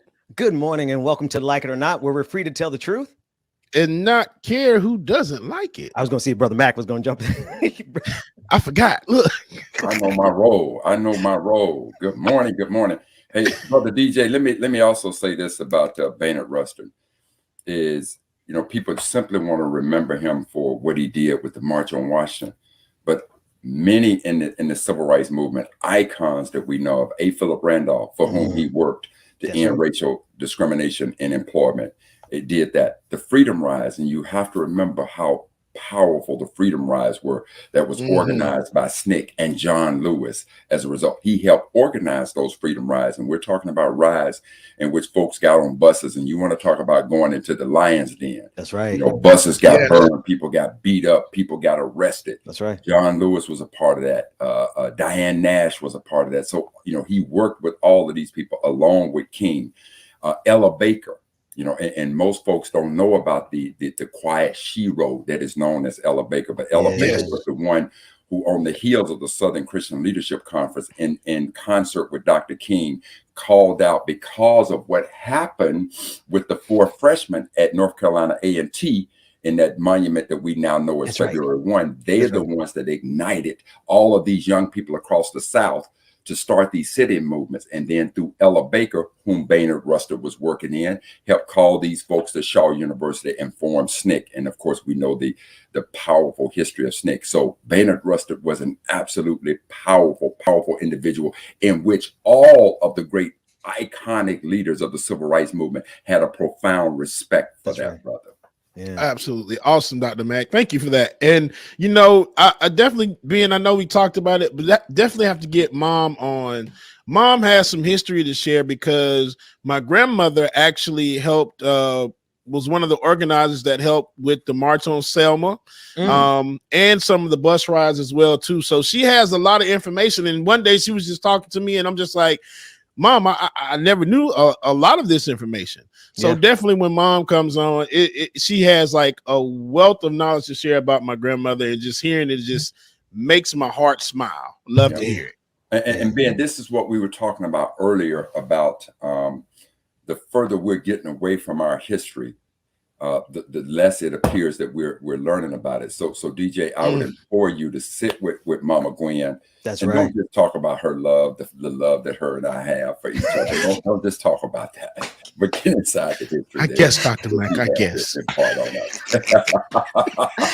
This show takes up so much of the conversation. I don't know what to do. I know. And Mama Gwen, you know my heart is full, and I hope you got the 500 dozen of roses I sent to you yesterday. I'm glad you put it at a number where everyone understood context. Because I didn't want you to say something and she go looking for them roses. I'm like, come on, man, we ain't got no time for broken hearts around here. We don't do broken hearts on the Benjamin Dixon. Hey, all I gotta say, Ben and DJ, is that if she didn't get them roses, I'm calling the florist company up right now, and I'm gonna let them the florist happened to my roses. Hey, David? We're in StreamYard, so you can pull up websites. Did y'all see that meme going around saying your work husband sitting there waiting for real husbands to slip up on Valentine's Day? Y'all saw that meme? Oh yeah, you know what today is, right? What's that, husband? Today is National Side Piece Day. It about to be so many people at Cheesecake Factory and Papa Do's today. He said Papa Do's. Listen, I ain't got nothing to say about it other than I spent my Valentine's Day with my wife, and I'm gonna spend the day after Valentine's Day with my wife. Let me get my head off the chopping block there. Kodak Black, James, I want to throw an audible because I saw we have all this wonderful these headlines that are being brought to us by Black Press. Black Press is the company that is run by Georgia Fort. And in that footage, we had footage of Kodak Black from the home team. For me, I'm from Pompano. He went to Ely High School. I went to Ely High School. He got shot at Justin Bieber's party. I'm not sure what the occasion was. It's kind of crazy when you first hear the story. And I ain't gonna say you, I'm gonna say me. I'm gonna take the fall for this. When I first heard the story, I'm like, what kind of ghetto-ish is going on now? They about to, I didn't know if the boy had made it. I was getting mad because he was from the home team. Then I find out, this happened at Justin Bieber's party. Yeah. I'm like, it was. Go ahead, James. Yeah. I was about to say it was outside of Justin Bieber's party. It was a Super Bowl party. And apparently, I don't know if he was fighting someone or I guess something that carried over outside. And once he started fighting, that's when guns started blazing. You go, before we get to that story, this is the meme. Brother Mac, work husbands, he didn't get you nothing for Valentine's. I'd never do you like that. Why? Why got to be in the call center? It's always in the call center. And why is he sitting like that? Right. Oh, he ain't get you nothing for Valentine's Day? I got you, baby. It's also the work husband is also equal to food bay. So don't ever send your wife out without money for lunch because there's a bunch of food bays sitting there waiting to take your wife out to dinner. Anyway, I digress. Oh man, I want to let's shift a little bit. Let's shift a little bit back to the Super Bowl because there's a couple things the couple clips that I didn't get a chance to share. The halftime show. I want to read this post that Dr. Cornel West. The halftime show. Yeah. I mean, I do want to start again with saying that halftime show was fire as hell. Bruh. It was not only fire as hell, it was black as hell. When I tell you, I was over here crying. I'm like, man, this is the blackest crap I've ever seen on Super Bowl, besides Janet Jackson's nipple being shown. This was the blackest thing ever doing Super Bowl. I was like, damn, that was like so black. It's black, blacker than Whoopi's gums. Blacker than my lips black. Just black. It was black. James, flag on the play. Flag on the play, man. We got to get your jokes improved. No, we don't. No, we don't. Hey, blacker than Wesley Snipes. Yeah, but I'm gonna say this to both of you, even as we prepare to go inside this clip. Even though I enjoyed that halftime show and I thought it was the best halftime show that I ever saw at the Super Bowl, trust and believe, NFL, you're not gonna sway me away from the anger and the fire I have behind you racist owners and what you did to Brian Flores. I'm not backing off of it. You gave me a momentary feeling of appreciation for what I saw on the entertainment level. My thread on entertainment level. Brian Flores still resides in the forefront of my cranium. That's right. We don't forget. We don't forget. I'm not gonna forget. I'm gonna look to see where Dave Chappelle put that $65 million, even if it takes 10 years, Brother Mac. We don't forget. Ben, I'm gonna tell you something right now. You better, you know what? I want the Ben Dixon Morning Show to start the Humanitarian of the Year award, and I want that award to go to Dave Chappelle, and you're going to present it to him. Ben Dixon. I tell you what, I'm gonna have to think about that. I'm gonna think about it. How we're gonna make that work? Because I like people who are men of their words. If he holds his truth, I still can't get a man. I love Dave Chappelle, but I could never give him a humanitarian award, not yet.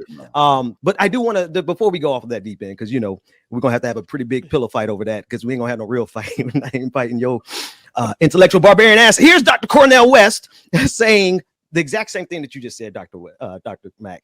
He said the Super Bowl halftime performance displayed our great Black musical tradition, but it was also a missed opportunity for truth-telling about Brian Flores' challenge to the NFL's plantation system.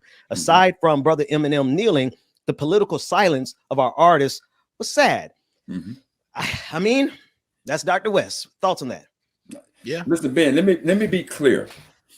With the social consciousness that I have, were I asked to participate at that halftime show, in light of what is happening with Brian Flores, trust and believe, I would have rejected it. I would have literally said I am not performing, and specifically why I'm not performing. I am not performing at this show.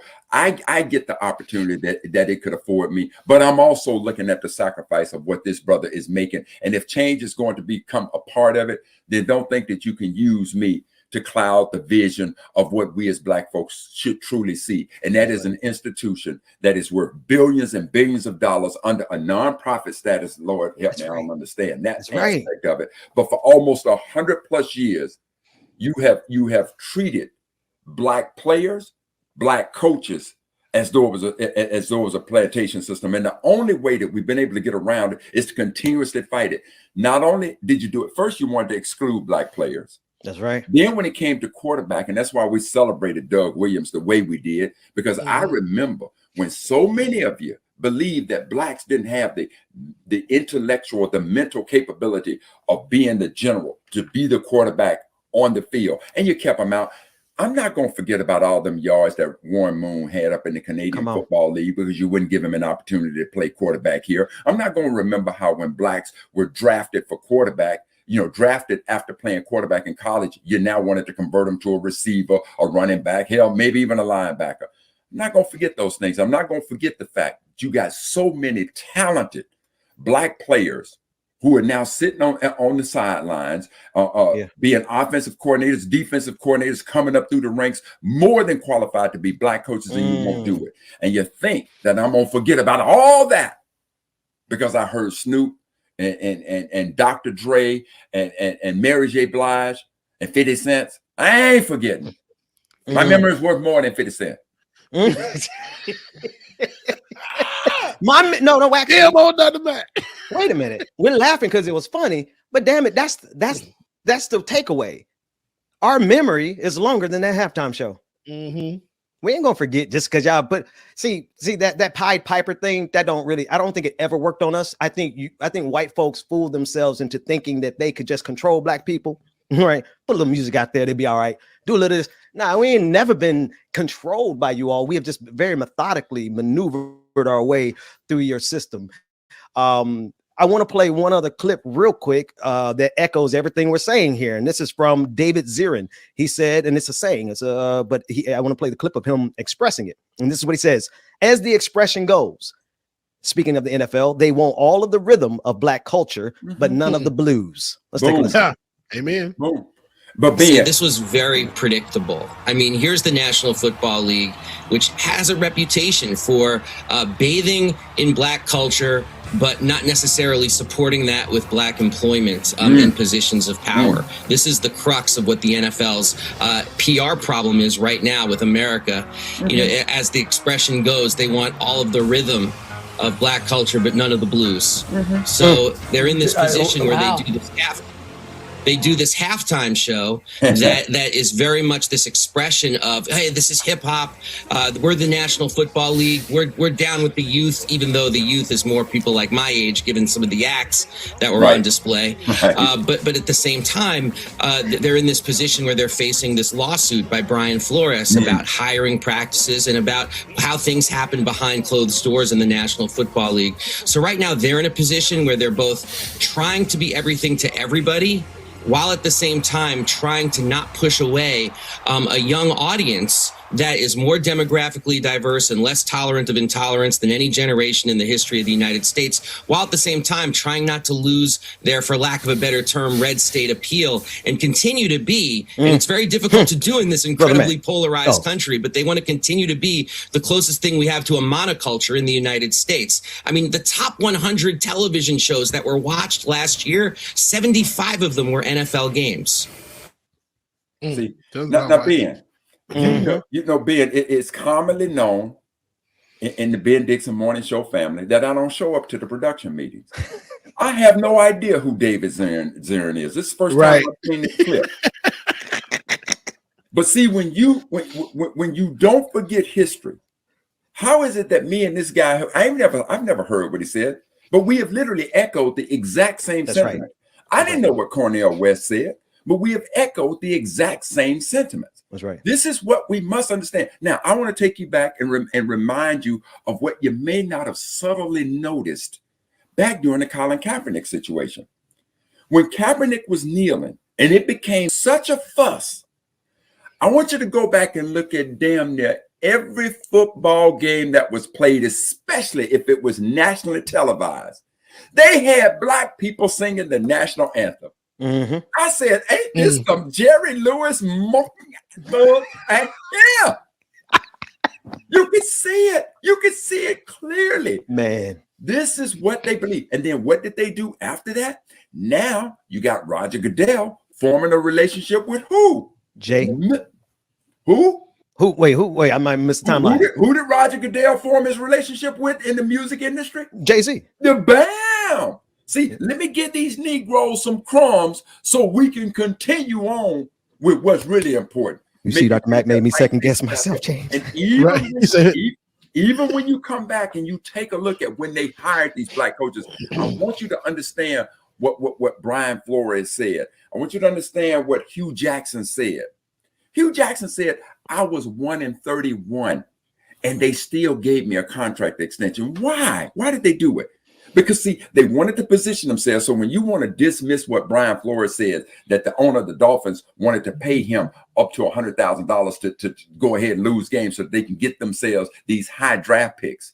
Don't dismiss it, because Hugh Jackson showed you he got a contract extension when he was 1 in 31. Look at what happened down in Houston now that they done hired Lovie Smith. Houston knew that they didn't have the horses, but they put these black faces out there. And then they have these big these monumental losing seasons, knowing that they ain't got the players or the horses or the infrastructure to compete. But then once they get those draft choices, instead of letting that black talent sit there and handle that. Now they bring in their white faces on the head coach. That's right. I'll say it again. I used to be a staunch supporter of the Cowboys. I was such a Cowboy fan that if the Cowboys lost on Sunday, I wouldn't go to work on Monday. So I know how rabid Cowboy fans can be. And now you got Mike McCarthy there with all the horses he's got, all the players he's got, and he still can't win. But Jerry Jones is so patient with him, so patient with him. But was he patient with Emmitt Smith when Emmitt was an absolute beast? Didn't want to pay him. Emmitt had to sit out. Was he patient with Dak Prescott? Didn't want to pay Dak. Dak had to, things had to come around. But Tony Romo never won a damn playoff game. Unload the Brinks truck to him. Troy Aikman, now he should have paid Troy. Yeah, I was Troy. But to my point, I don't want us to get confused and sidetracked by what the NFL do. This is their quote unquote playbook. When something happens, let's go to the one industry that we know black folks can resonate with, music. I don't care if it's to just get them to sing the national anthem. Let's do it. That's right. So that halftime show, it doesn't deter me away from what's happening with Brian Flores' family. That's right. And I don't want it to deter none of you. You guys are going to have to forgive me this morning if I do get out of character. It's only because I have been a longtime fan of our next guest. His name is Alex Winter. Many of you may know him from his most recent movie, Bill and Ted 3. Know him as Bill S. Preston Esquire. I'm excited to have you on the show, Alex. Thank you so much for joining us. How are you this morning? Thanks. It's great to be here. It's bright and early. Actually, it's dark and early here in Los Angeles at the moment. I feel special because it's 6 o'clock on the West Coast. So I really appreciate you getting up this early. And no worries. I want to welcome you to the morning show. We talk on Twitter. I met you on Twitter, and you're really active on in that space, and you're active in the conversation as it pertains to Spotify. We've been covering Joe Rogan and the issue of ownership / free speech. There's a whole lot that's going on, and that was kind of the impetus of our conversation. There's a lot that's happened in that whole story. So, but first and foremost, I just want to welcome you to the show with everybody else. I got DJ Exclusive on the screen, and of course, Dr. Carl Mack, who are also going to be joining us for this conversation. Good morning, brother. It's great to be here. I've been a big fan for a long time. So I mean, that blew me away. Don't see. I'm all discombobulated. It's a big fan. I'm okay. Because you gotta understand, like, okay, I'm gonna geek out for 10 seconds, and then we're gonna get to the real work. Because I was in East Cleveland somewhere around 91, 92 when I saw Bill and Ted's Bogus Journey. So you gotta understand, I've been watching your stuff since I was 12 years old. So this is a big thing for me. That's great. Thank you. Which makes me feel even better because not only am I a fan, but you're on the right side of these issues, right? It's not even just the Joe Rogan thing. Let's start with your activism in general. You are using your platform and your voice to actually speak out for progress. And you fighting on behalf of Black lives and liberation. Just tell us what makes you push outside of your acting to get so active. Well, I think that's funny because that's kind of what's at the heart of this whole issue of what's going on right now, right? The supposed cancel culture that we're in, which I think is really just protest culture. And because if you think about it, the people who are supposedly being canceled are usually part of a very powerful white-oriented establishment that really just want everyone else to shut up. Most of the people are not actually being canceled. And, I grew up born in the 60s and I grew up in the 70s in a very politically active family, but at a time in America where you came home, as a little kid and Nixon was on TV every day, facing, enormous pressure to resign or to even go to jail. You had the Vietnam War. The world was very political and it was in your face political. So that's the culture in which I came up. So to me, there's no distinction between being a performing artist or a semi-public person and having political values and being honest and speaking out about those values. So even before this whole cancel culture thing, I always found it kind of disingenuous when they told people, like they told actors to shut up and not talk. A lot of that was during the Reagan era when we had an actor as president of the United States. So to me, it's always been disingenuous. It's always been just a way of getting someone who's saying something you don't like to stop talking. And in the technology age, that's gotten more prevalent than ever. Yeah. Real quick on the technology end, right? Because the entire conversation about Spotify, while I lean into it because of the royalties and the ownership, there's the technology component where this algorithm that we're fighting against actually prioritizes. And I can tell you that from my space, this space that we occupy, the algorithm is far more likely to take someone down the rabbit hole of right-wing extremism. Talk about it from that, from the technology perspective. Sure. I think there's something really interesting there. I mean, there is an algorithm. I think the danger of referring to these as algorithmic issues is that they kind of detach the human element from them a little bit. Good. And the reality is that we're living in a kind of a cultural flashpoint, right? Where you have a lot of people who are anti-science, who are anti-democracy, very, sort of empowered white supremacist discourse. And at the same time, you have places for them to go where they can connect with like-minded people, which is the internet, where for the first time, there are communities of 100, 200, 300, a billion people online at the same time, connecting with voices that appear to be like-minded to them. A lot of those people are grifters who are just taking their money and telling them what they want to hear, as we well know. But the reality of it is yes, there's an algorithmic aspect in the sense that it will drive you towards more content that is of that type. However, it's not just algorithmic in the sense that these technology platforms are incentivized to have these kind of voices on their platform because it makes them more money, right? And there's no algorithm there. That's just pure greed, right? That's just human nature. If you say something incredibly divisive, if it bleeds, it leads, right? If it's really provocative and divisive and will whip up some group of people that will come rushing back to you for more, like a dopamine hit, that's just money for you. And there's no tech platform out there that's incentivized to say, gee, maybe we should suppress or turn the volume down on those folks because they have to face their boards and tell them why their profits are going through the roof. And no board is going to tell them to start driving those profits into the toilet. So that's kind of the problem I think that we're at with technology. And so, Alex, one of the things that you said is, the time frame at which you grew up in, and I was born in '62. So when I hear, this whole free speech thing, it reminds me of the fact that there were signs that said white only. That's free speech. So should those 4 freshmen from North Carolina A&T have not gone in there and spoken up via their actions of sit-ins?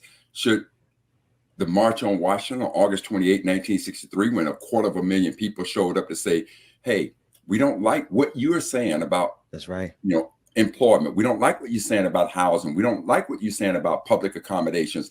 So, under this guise, free speech has always been a part, especially from our perspective. Should we have not said anything during the time when we were locked into chattel slavery? So now are they now saying, those folks who are pushing the free speech agenda, should I sit there and say it's okay for you to take my talents and pay Joe Rogan $100 million to sit there and listen to him call me the N-word? Should I just be quiet and say that's okay? Yeah, I think that's a really good point. And I think that the whole idea, there's a lot of terms that are being used disingenuously right now. I think, cancel culture is one of them. Free speech, the use of free speech is one of them.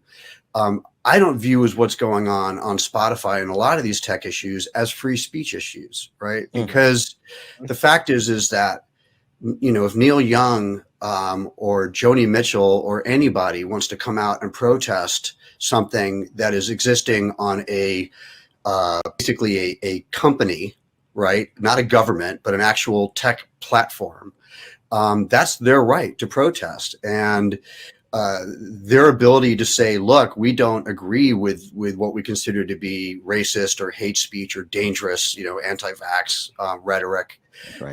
We don't see that as in line with our values. We are going to protest that by removing ourselves from your company. By the same token, Spotify is just a company. They're not the government, and and Spotify's paid an enormous amount of money for someone to be on their platform. And that person is drawing an enormous amount of ears to that company. I think the question with Spotify is less a question of free speech and more a question of terms of service, because they're just a corporation and they have terms of service. So if it's if what's going on there is dangerous and violates their terms of service, they should do something about it, and that's a different issue. But I'm also, I'm always very cautious of when free speech gets sort of dragged out and people are saying, well, we have the right to say X, because again, I think it's just a matter of trying to silence protests. It's trying to silence. Then we suddenly, the whole civil rights movement, which is becoming an issue that we're having to fight all over again right now. Women's rights, right? They rely on free speech in order to actually be effective and make change. Because Alex, in this case, as I'm listening to you, and I certainly appreciate the profound description that you're providing to us. So I don't see a difference, historically speaking, from Spotify and Woolworth. Woolworth had the right to serve who they wanted to. In this case, they want to serve only white folks. Spotify has the right to, I guess, do what they want to do, and that is to pay a man. When you talk about these other artists, let's put in India Arie. She also, so Spotify is saying, well, Joe Rogan has the right to insult artists like India Arie, black folk, by using one of the most explosive terms. Woolworth has the right to say, no, we don't want you to sit here. We'll take your money, but we don't want to give you that kind of service. Right. So I don't see the difference there. And I certainly appreciate the insight that you bring to the conversation. Yeah, absolutely. Yeah. DJ Exclusive, did you know that Bill S. Preston Esquire was this righteous? Did you know that he was out here? Like honestly, I would. How many people I've been texting and chatting saying, hey, y'all need to tune into the show right now. It's me and James, because we're both sorry. We're blurred. For some black folks, they may not understand it, but there's a whole section of us who are blurs who are geeking out right now just because. Right. So Jay, don't let me walk over your questions because I'm geeking out. But I'm Alex, good. And besides that, in our chat about the color of my shirt that Alex sees as well too. Yeah, we're trying to decide if his shirt is orange or red. I'm gonna go with orange this morning, James. But they also said red here in LA. I'm gonna throw down on red. Thank you, Alex. I appreciate it. It's all a matter of perspective. Go ahead, brother Mac.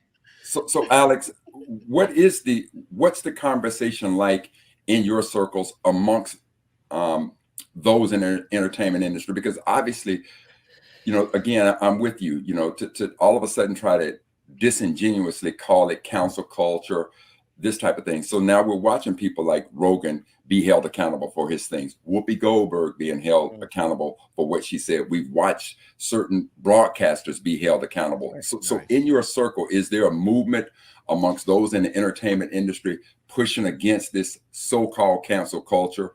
Is that conversation there in the way that you framed it to say, no, wrong by any other name is still wrong? So what's that like in your circle of friends in the entertainment industry? I think there's a couple things going on. I think that there has been a kind of a growing community of activism or a growing culture of activism that's become much more powerful leading into the Trump election. I would say it started even before.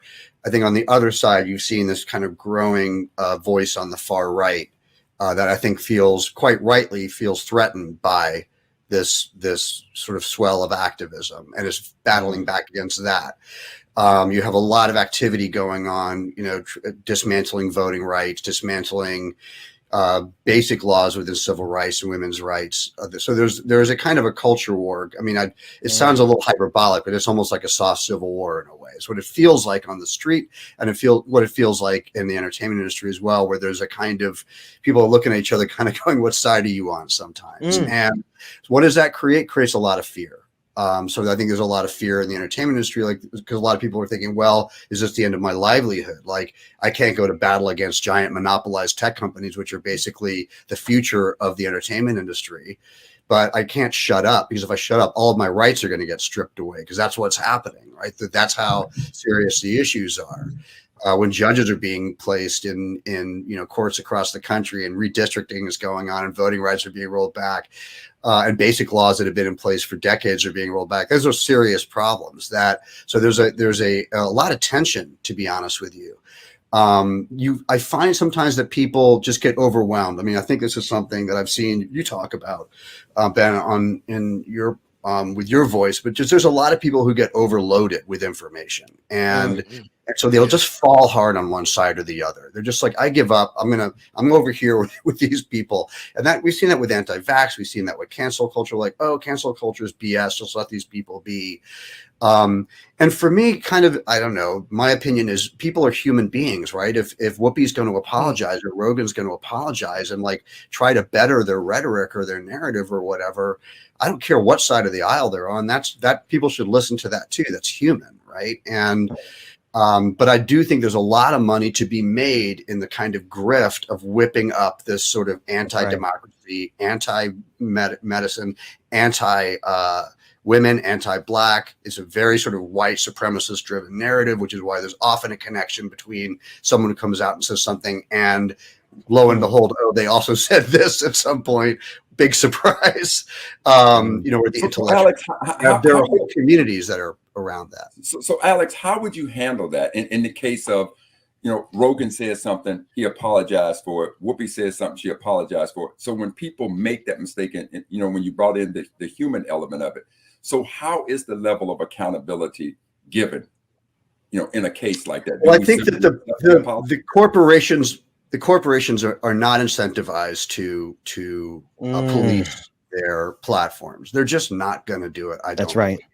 Because there's a financial interest. And huge. It's a huge financial interest, and the future belongs to them, and they want to keep it that way. And there's only a few. We've always said in technology that the tech highway is really narrow. There's only so many lanes on it. As big as it is, there's only a few companies running the whole ball of wax, right? That's right. That's a humongous amount of power, monopolized power. That's a whole other problem. We need regulation. We need antitrust laws. We need to probably break most of these companies up. So that's what we're fighting against. Brother Alex, I want to get you. I call everybody brother and sister. So you have to forgive me, Brother Alex. We have to get you back because I want to expound on something that you said that really triggered this thought. While these tech companies, specifically Spotify, they have the leverage, they have the ground, they have the high ground, they have the money, but they don't have the actual talent. They have the rights to some songs, right? But in a world like, consider you, for example, like I'm more interested in what your next project is rather than some tech company who's going to try to sell it to me. Is there any pathway in the artist, in the industry of separating your power as an individual influencer from not only the tech companies, but also from the studios? There has been so much thought that's gone into this in the last 25 years. I'd say, the first documentary I made was about Napster, and, the very young kids who created that had this vision of creating a sort of artist-based collective, and the whole thing just was a disaster. And you're always, it's human nature. I think I hate to sound cynical, but you're always going to have middlemen and gatekeepers that come in and drive a wedge between the artist and the audience, because that's where the money is. So it's really hard. Like there were early maneuverings in the blockchain community. This is going back before NFTs and all this crazy hype kind of BS that's going on now, where they were trying to create sort of artist-based communities using blockchain technology that would circumvent sort of bases. It's really hard. As soon as any system is built, like that's what happened with Spotify, right? Spotify grew out of iTunes, which grew out of Napster. And originally it was like, oh, we're going to have the ability for artists to have power because now they'll be in control. We saw where that went, right? Exactly. Now they're making less money. They have less power. Gatekeepers are making more money. They have all the power. And I think that's part of what Neil Young and Joni Mitchell are protesting against. I think it's an entire ecosystem that they think is sort of trying to drive their voice down. And like as being artists from the 60s, they're like, that's not right. That's right. That's right. Alex Winter, tell everyone about your next upcoming project or whatever it is that you want them to know about before we get out of here. Well, I'm kind of knee deep in the middle of it right now. I have a documentary coming out later this year on YouTube and the power and implications of that particular platform, which bleeds into this quite specifically. So that's kind of what I'm driving into next. I'm happy to come back and chat to you again when that's a little closer. Absolutely. Alex Winter, also known as Bill S. Preston Esquire. I want to start a band, Dr. Mack. I want to call it Black and Mild Stallions. Black and Mild Stallions is the band. Really, man? Alex, thanks so much, man. James, take us to a break. When we come back, like it or not, with Rebecca Zora is going down. I can't stand you, man. Black and Mild Stallions. Ben, go away, please. Alex Winter, thank you so much for joining us this morning. And the chat room is saying thank you as well, too, for what you did with the Zappa legacy. So thanks again, Alex, for joining us this morning. Greatly appreciated. I fanboyed out. I'm not gonna lie to you. The nerd in me came out this morning. Awesome B-roll, David. I appreciate it. It was never about the fame to me. They needed the best, so they came to me. Who the best in this thing? Tell them, yeah, that's me. And of course, I'm the lead singer of the band, Black and Mild Stallions. We all know that. Look at my list. Come on, man. Definitely the group leader. Front runner. That's your man? Yeah, that's me. And if I'm taking a shot, I don't miss. Who knew I would be at the top like this? And no one made my goals for me. But I'm exactly who I'm supposed to be. Cause it's the path that God chose for me. So even if some doors close for me, I still won't let y'all close to me. So please step back where you're supposed to be. Put the game all on hold for me. Y'all make sure y'all stay tuned. Rebecca Zora has been outside the door waiting, it looks like. I'm way at the top, who can take my place? So we're going to get to her momentarily. Who the best in this thing? Tell them, yeah, that's me. Tell them who bring the fire, say, yeah, that's me. But before we even get to the song, tell y'all about a new purchase I got a couple of days ago. I bought a box of Viagra tea bags last night. Yeah, Viagra tea bags. They do nothing for your sex life, but they do stop your biscuit from going soft when you dunk it. We got to cue the music. I ain't got no sense. It's going down. Rebecca Zora is joining us up next, y'all. Make sure y'all stay tuned. Hey, and if you have not become a member of Patreon already, why would you not want to be a member of this? Why would you not want to support this?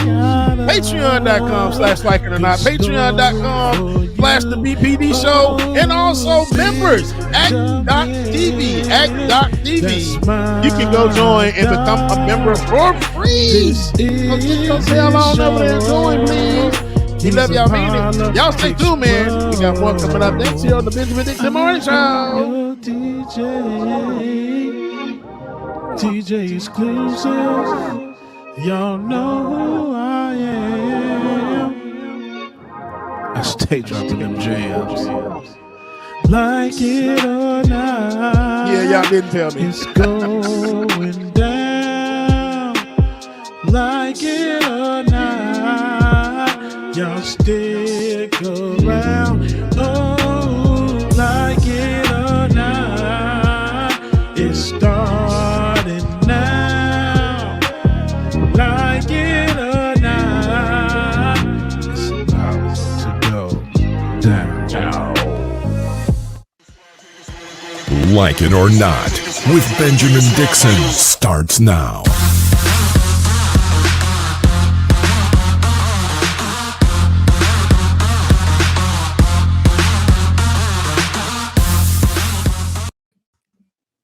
Good morning, good morning, good morning, people.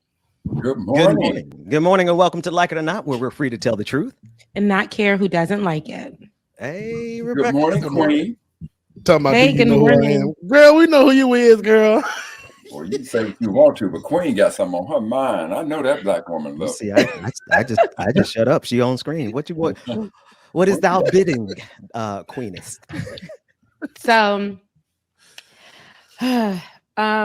I hope that you guys had a great Valentine's Day weekend. Let's start there. I hope that you guys enjoyed Valentine's Day. Okay. Continue. Oh no, I know the Queen had one. It was. I had a good Valentine's Day weekend. I had a good Galentine's because you commented under my picture. I was cracking up. I'd be like, that is Dr. Carl Mack. I always look. I'm like, oh, Queen, that wasn't a Valentine's Day. That was an event. That was an experience. Yeah, we do that though. We have a good time. We have a good damn time. So I went over to last year, I did Tennessee, but it was like an ice storm. And it was just like a terrible time because I was going through a bad breakup last year. But we went to Tennessee and me and my best friend had us a good time. This year, it's like I'm single again, back on the proud, like that. So I went to where she lives. She lives in Louisville, Kentucky. And we went over there and we planned this whole thing because she just got this new space, for her and her kids. And we sent the kids down to the mama's house. Set the place up real nice, invited our other friend over and had a handsome cook come and cook dinner for us, a 3-course meal, real sexy. And it was real nice and plated, and we made it like nice and corny, but really cute how we did the setup, all love in the air. Nice. And then we went out that night to the club. We was dancing two-stepping. It was a nice little vibe. We were the only ones with our mask on in the spot. So, and then we was like, okay, it's getting a little packed. We did our two-step. We did our go Mary, and then we left. And they were calling us Valentine's Day bunnies. That's what they was calling us on the DJs. I don't know, yes, Queen, but I'll tell you what, if you hadn't gone to her IG, you need to go and see the setup. That I'm looking like, is that like a Hollywood production kind of Valentine? Hey, man. Listen, we found where Dr. Mac live online, and it is Instagram. Do we have the pictures? Here you go. So this is the setup. You pulling up something? What you pulling up, David? That's what he's pulling up on my IG. Just on. There it is. Okay, I can see it now. Sorry. It was a delay. Spread out there like that for a woman. She'd be like, "Look." So we had a menu. We did a whole menu. Here goes our little handsome chef. Shout out to Fork Dive out in Kentucky. Look at that. And then isn't it nice? He got it on mute, but there's music on there, but we don't want it to get shut down. That's right. Yeah, we don't want us to get. So we did the champagne. Then we got the mouse go over there. He was about to get it. Then we had gifts for each other. My best friend got us gifts and cards, and then we were singing Chris Brown, "Your Man Ain't Me." Stop tripping. We took it back a little bit, and that's my best friend Dina. And that's me, the Valentine's Day bunnies. That's us when we were getting ready for getting the place ready. So Queen, is it safe to say that your chef was eye candy? Yeah, definitely. Right. Let me tell you something. And my outfit was so cute. I did a monochrome magenta, what people want to call fuchsia, whatever you want to call it, purple. But I did that, and I had some sexy furry heels that I've been some stilettos that I've been wanting to wear so bad. So I had that. It wasn't cute. I got to wear the outfits that have been sitting in the closet collecting dust. But I said this year these outfits will be worn. Do you hear me? They will be worn. So yeah, it was a good little. And then I came here and I got some bouquet of flowers. And what I did was I wanted to make sure when I came home for Valentine's Day, I had some balloons for myself though, but I did get some flowers though, which is nice. They're in water right now. But I had some balloons set up. So when I came home, it felt like love for me. So yeah. I love to see love all multifaceted. I love to see people loving on themselves. I love to see people who are hanging out with their girls or guys that are hanging out with their guys, showing love to each other. And I love to see, people who are in relationships. I think love is multifaceted, and however you chose to spend it that day or every day, it's good. It's a good thing. Love is love. I love it. But let's talk about this though. So I'm glad to be here on the show. You guys held it down yesterday talking about penis sizes yesterday. I just came. Wait a minute. Literally 2 seconds of the show was talking about that. Is she going to say that? Was it 2 seconds? Because I was like, okay. It was the last 2 seconds of the whole show. It should have been longer than that. Y'all need to do that man justice. It should have been longer than that. So I'm done. It's back up. It's crazy. It was still good. It was very brief. So not the white man coming up. Hey, David, I haven't seen you in a while. Brief, no pun intended. Brief, first time. It could have been longer than that. Okay, move fast. This is a minor situation. I didn't mean to bring that conversation back up because we're not going there, but I will say this and move on from that conversation. People be lying when they be like, "Ooh, I want it big." It don't really be all that. Right. It really don't be all that. Yeah, and that was not small. I'll just put that there and move on. So thank you, Rebecca. Yesterday, 2 days. No, Shout out to Nelly. Go ahead. Shout out to Nelly. Last month, January, there was a random drop from, and I'm sorry, David, I'm going off, what's on the paper, but a month ago, Swiss Beats, Timbaland, who are known for doing the Versuz battle, which they started during the pandemic for the culture, as they said, which would always be free. Because we needed something to bring us together during the pandemic. We had old school verses, we had some new school stuff. We had a lot of, it's beautiful, nice battles that brought us together from the crib. You know what I'm saying? In a safe space, and it was really nice. It was great moments, and they've been trying to balance out how they want to bring it back, how they want to balance it out. They've been trying to do that, right? And not too long ago, they did sell over to Triller, and so Triller acquired Versuz. We didn't know what that means. We being the people who support Versuz and things like that. So just a month ago, they kind of stopped promoting a lot of Versuz battles on their Instagram too, because we go to Instagram to watch the Versuz battles. We do that. We watch the numbers go up and things like that. And since then, Versuz has now been, you can go to Triller, you can go to Versuz TV on YouTube to watch it for better quality. If you want a hood experience, just go to Instagram and follow along in the comment section. But I say all this to say, in January, Swiss Beats, dropped that Music Soul Child, and Anthony Hamilton will be doing a Versuz for Valentine's Day. Yeah. So everybody was getting ready. You know how they do every time a Versuz is going to come out. They were talking about how they're going to pull up, what they're going to dress like. It was like in suits, and how they're going to enjoy it, because it's R&B, it's Music Soul Child. It's Anthony Hamilton. We're going to get some good love, and with especially with Music Soul Child, hits for hits for hits for hits. So when the day came, we all took to social media, getting ready, excited, and only to see on social media, on Instagram, that the Versuz will not be free. It was said in the comment section, it was a pinned post by Versuz that said, you can watch it on Triller, download Triller, or head over to Triller and get the 14-day trial to watch it. 14-day trial. Pay for it, or 14-day trial. And it took a lot of people, it threw us for a loop, because Swiss Beats initially said, this will be free and it will be for the culture. We don't want to take this and remove something that we built for us and just for us to have a good time. We don't want to remove that. We don't want to capitalize on that, because it's really just for us to have a good time. That's right. And so that was a lie. It was the lies. It really took people by a loop. People were saying, well, how he gonna feed his kids? Who?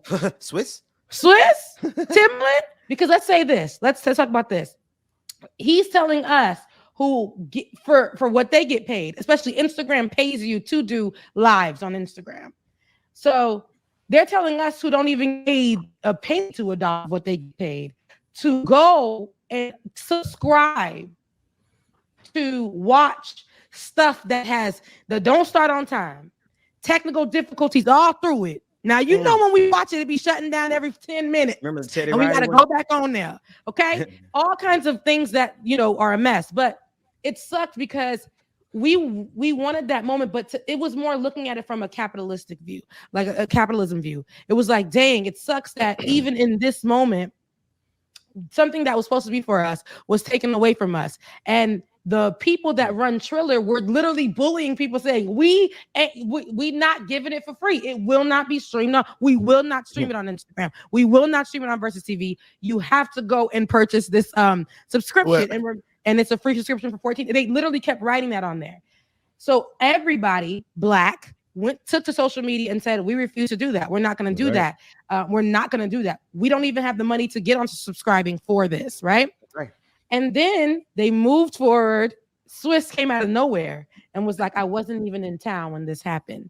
Lies. I wasn't even in town when this happened. We will move forward with the free Versuz. So basically, they yesterday they said it was live, but whatever happened on the 14th, they just played again on yesterday.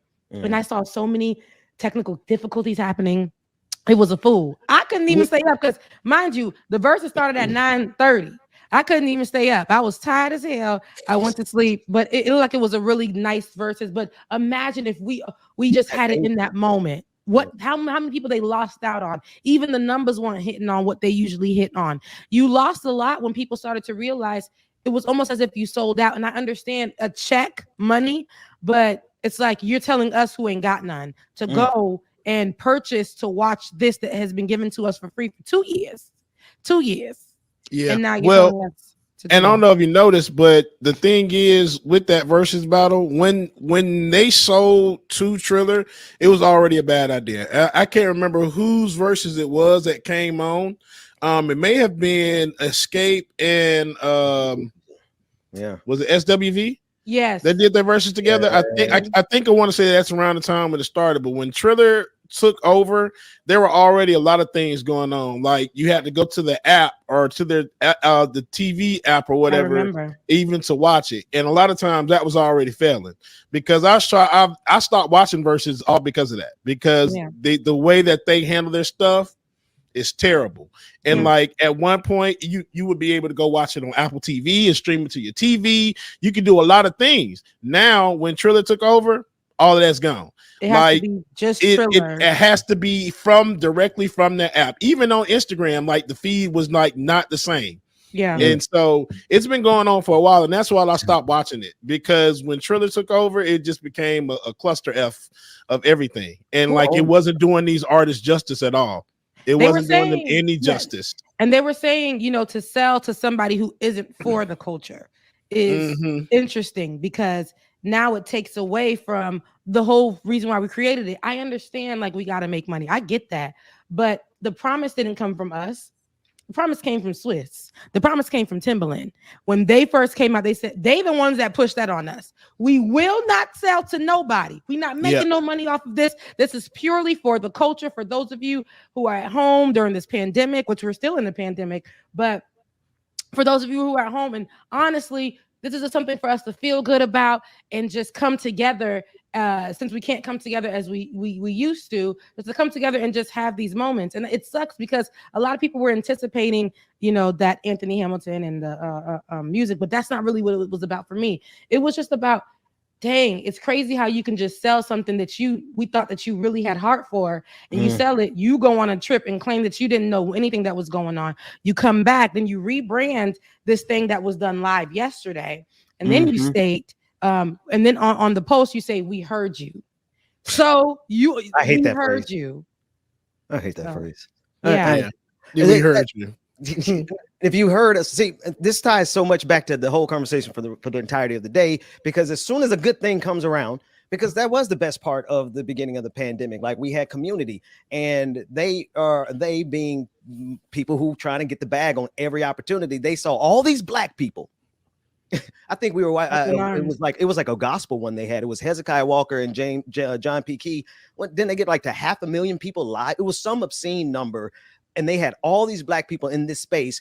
And then all of a sudden, all the money, all the dollar signs start going off. And so they took that. They literally just snatched that away from the community. And these are our people who are already rich. Can't nobody talk to me about Swiss. Swiss was just on a private jet flying back from some vacation he took with Alicia Keys. Shout out to them. Love y'all, but they don't need to check. The community needs that activity that we created collectively together. Y'all didn't create that. Social media, this is the last thing I'll say about it. Social media ain't created nothing but a space where we all got in there and made this happen. And here they are coming to take it away from us so that they can get a check.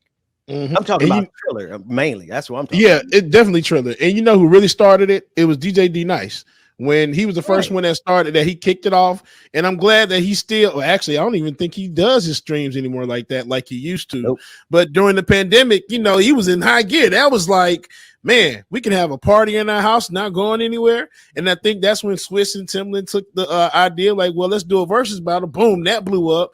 And now here it is. They're trying to capitalize off of it. They're not trying. They are capitalizing off of it. They're doing the verses. I was on mute. They're also adding a verses for basketball, right?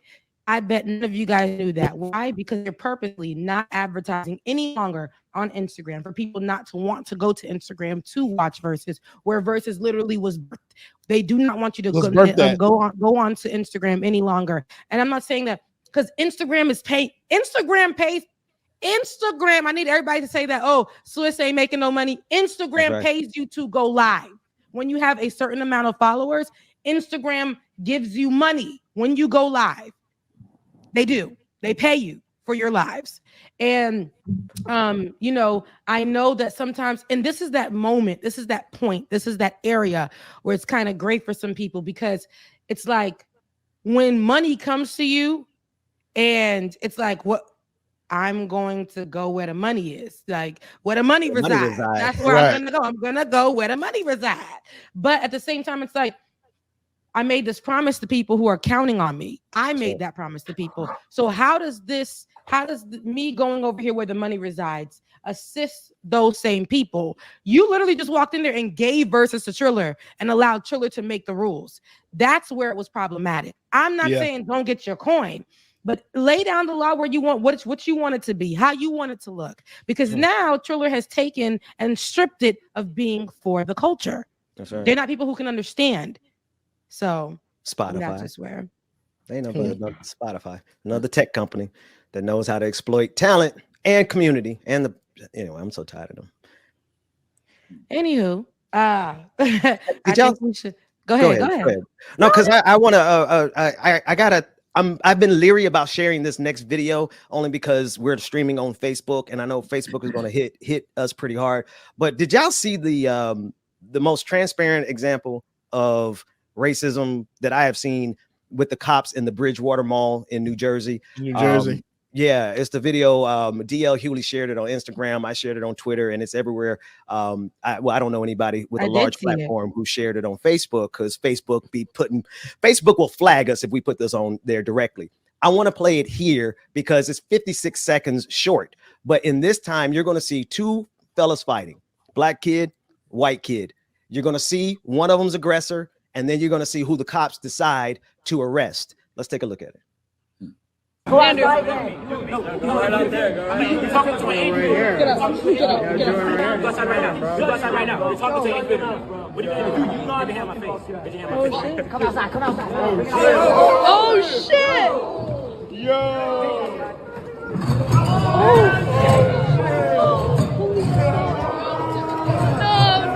No, bro.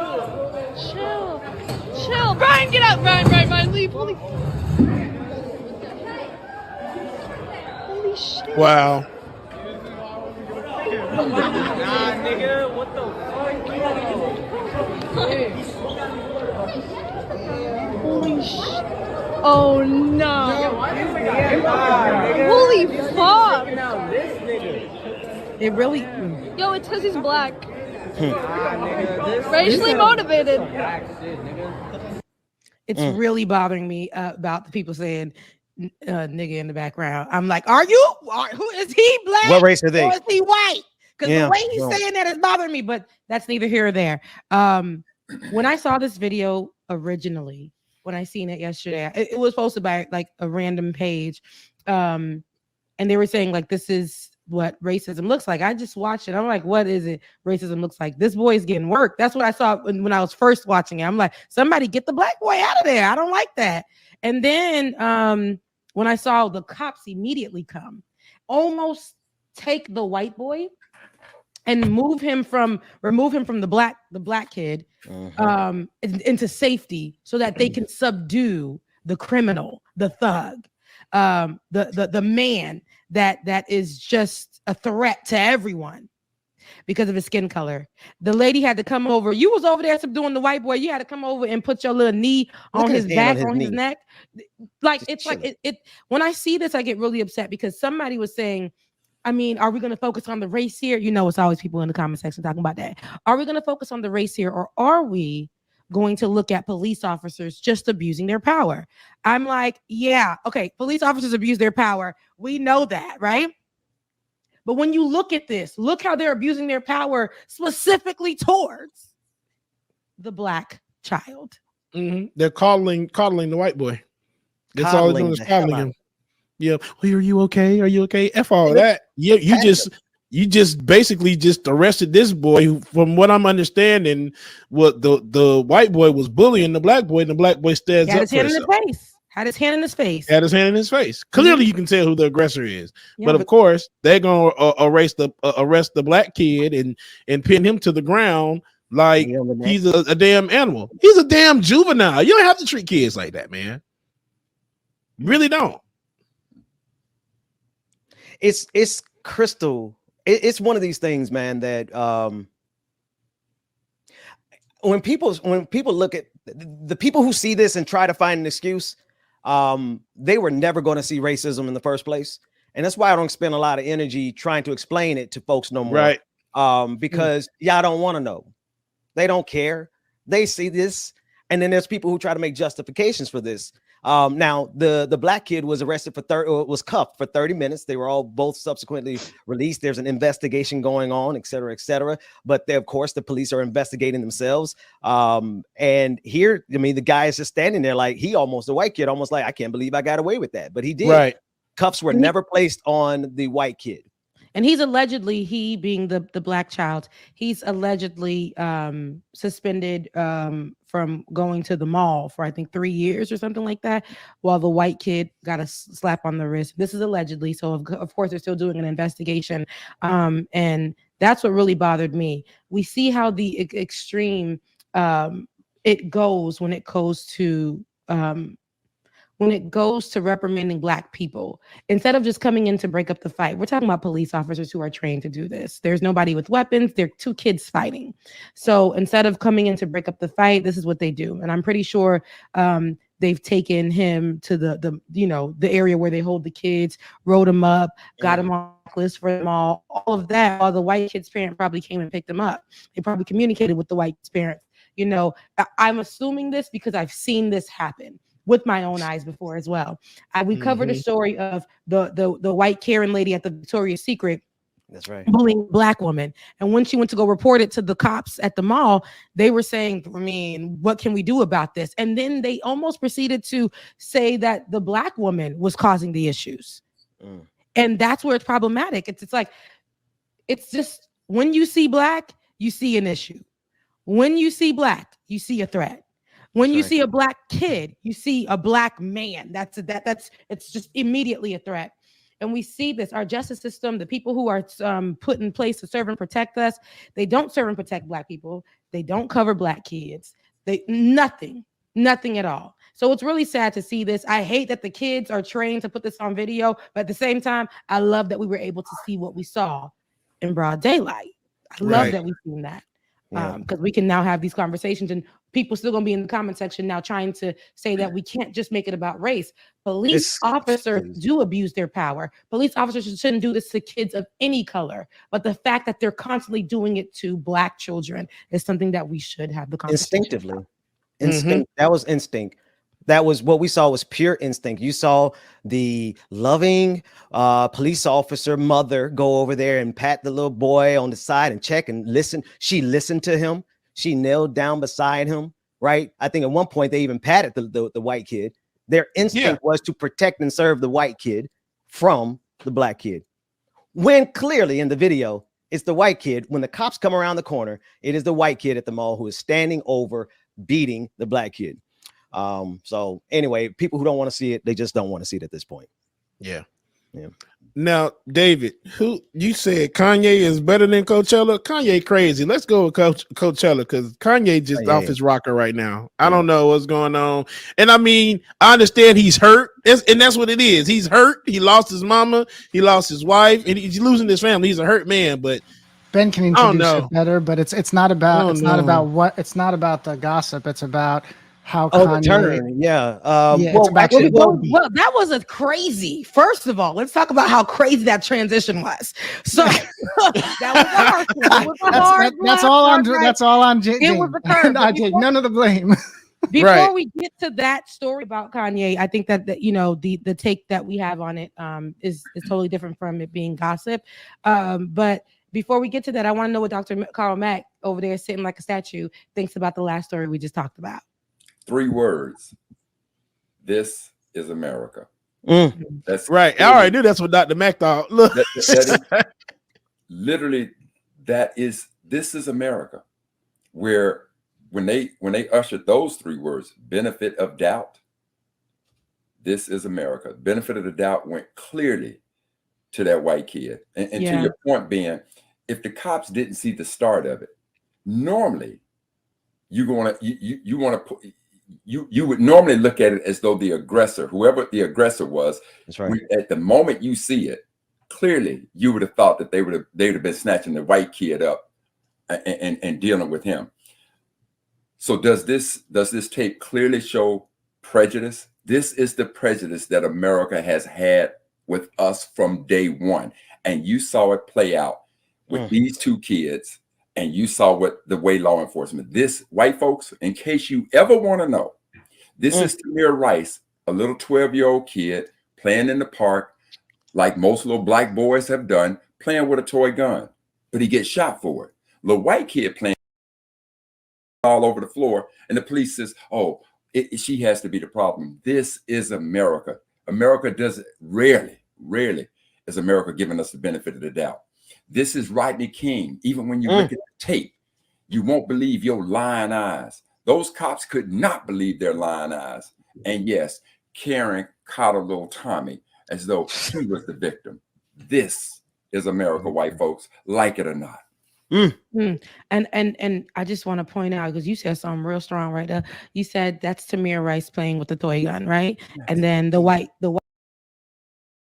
And then the white pulling up to school and shooting folks. He's actually pulling up to churches and shooting folks. He's actually pulling up to protests and shooting folks. And every instance that we've seen this in, for the white kid, the cops have coddled that child and said he was just having a bad day. They've brought them over to go get burgers. Dylan Roof. They've given them fist pumps, right? As we talk about Rittenhouse. This is what we're talking about here. Yeah. Rittenhouse, Dylan Roof, the same thing. You are not the same thing. You are not a rally with an illegal weapon, knowing that he's walking into an agitative situation, shoot and kill some white folks, go to court and get off with it. This is America. And white folks, if you are in a state of denial, and I'm not talking about that river in Egypt, you done lost your ever-loving mind. Like it or not. Okay, so yes, we got 8 minutes. We got 8 minutes left in the show. I think that was a great conversation that can go on for years and days, as you know. But we'll be back to it tomorrow. If you guys seen him, a mess as he's been online. Initially, when he first came out, he's dating some other woman, going through the divorce with Kim. We've all seen that. He tweeted out that she was holding his kids hostage from him, and also almost asked us to help him. He was giving a conversation, and I just wanted to juxtapose this as well. He was giving the conversation saying that this is not right because I'm black, and you know what happens to black people who are. It was slavery was a choice. Remember that? Yeah. Slavery was a choice. It was Trump was, a great representation for America. Remember that? Yeah, remember that? And so I remember it. So I'm just going to drink my tea as I watch you, because I am not. After we tried to save you on day one, you weren't there for us. Like you weren't open to it. You continued to do what you were doing, and we had to see and process this every day. Someone that we love telling us that slavery wasn't a choice. The same person that used to rap about us and our black being. Now we've already gone through the abuse and the trauma that you put us through. Now you need us. You think we're about to come save you? It's funny, but not to laugh at that. To get serious. He has been on social media attacking his wife, his estranged wife, Kim Kardashian, in a way where it's like living next door to her, allegedly, pulling up with trucks with flowers coming to her home, posting text messages between her and him, and threatening her now boyfriend, Pete Davidson, who was on SNL, posting like tweets about him and saying y'all need to watch out, I'm gonna get him, kind of threats about him on there, and actually posting things about Kim and saying how she's raising the kids and it's not proper, right? That's how he initially came to social media with it, and then now he has changed his tune since he saw that we weren't, especially Black women, weren't coming to his defense. It's now, I want my wife back. You guys stand down on the tweets or the things that I was saying about her now boyfriend. I don't want you guys to hurt him, because she tweeted out, she didn't tweet this out. She actually texted her husband. That's right. Please stop tweeting this stuff. Pete can get hurt. And he was like, basically, I don't want him to get hurt, but then started still continuously pushing forth these conversations, even pushing forth conversations that were between family members saying, hey, I got some information on Kim for you. He just goes spiraling down, and it's hard to see him spiraling down, but I don't even care for Kim. I don't care for the Kardashians, but as somebody watching, abuse happen, we have to call a thing a thing. That's right. This is abuse happening. Kanye is abusing her in her world on social media. Right. And this is a form of abuse that we must, like, he's a narcissist. He's gotten to a point where it's just like, I am going to make sure your life is miserable. I'm going to make sure that I tap into every single moment. You can't date nobody else. If it ain't me, you can't be with anybody else. The way that you raise the kids ain't right. It ain't never going to be right if it ain't the way. And I will pull the black card on you.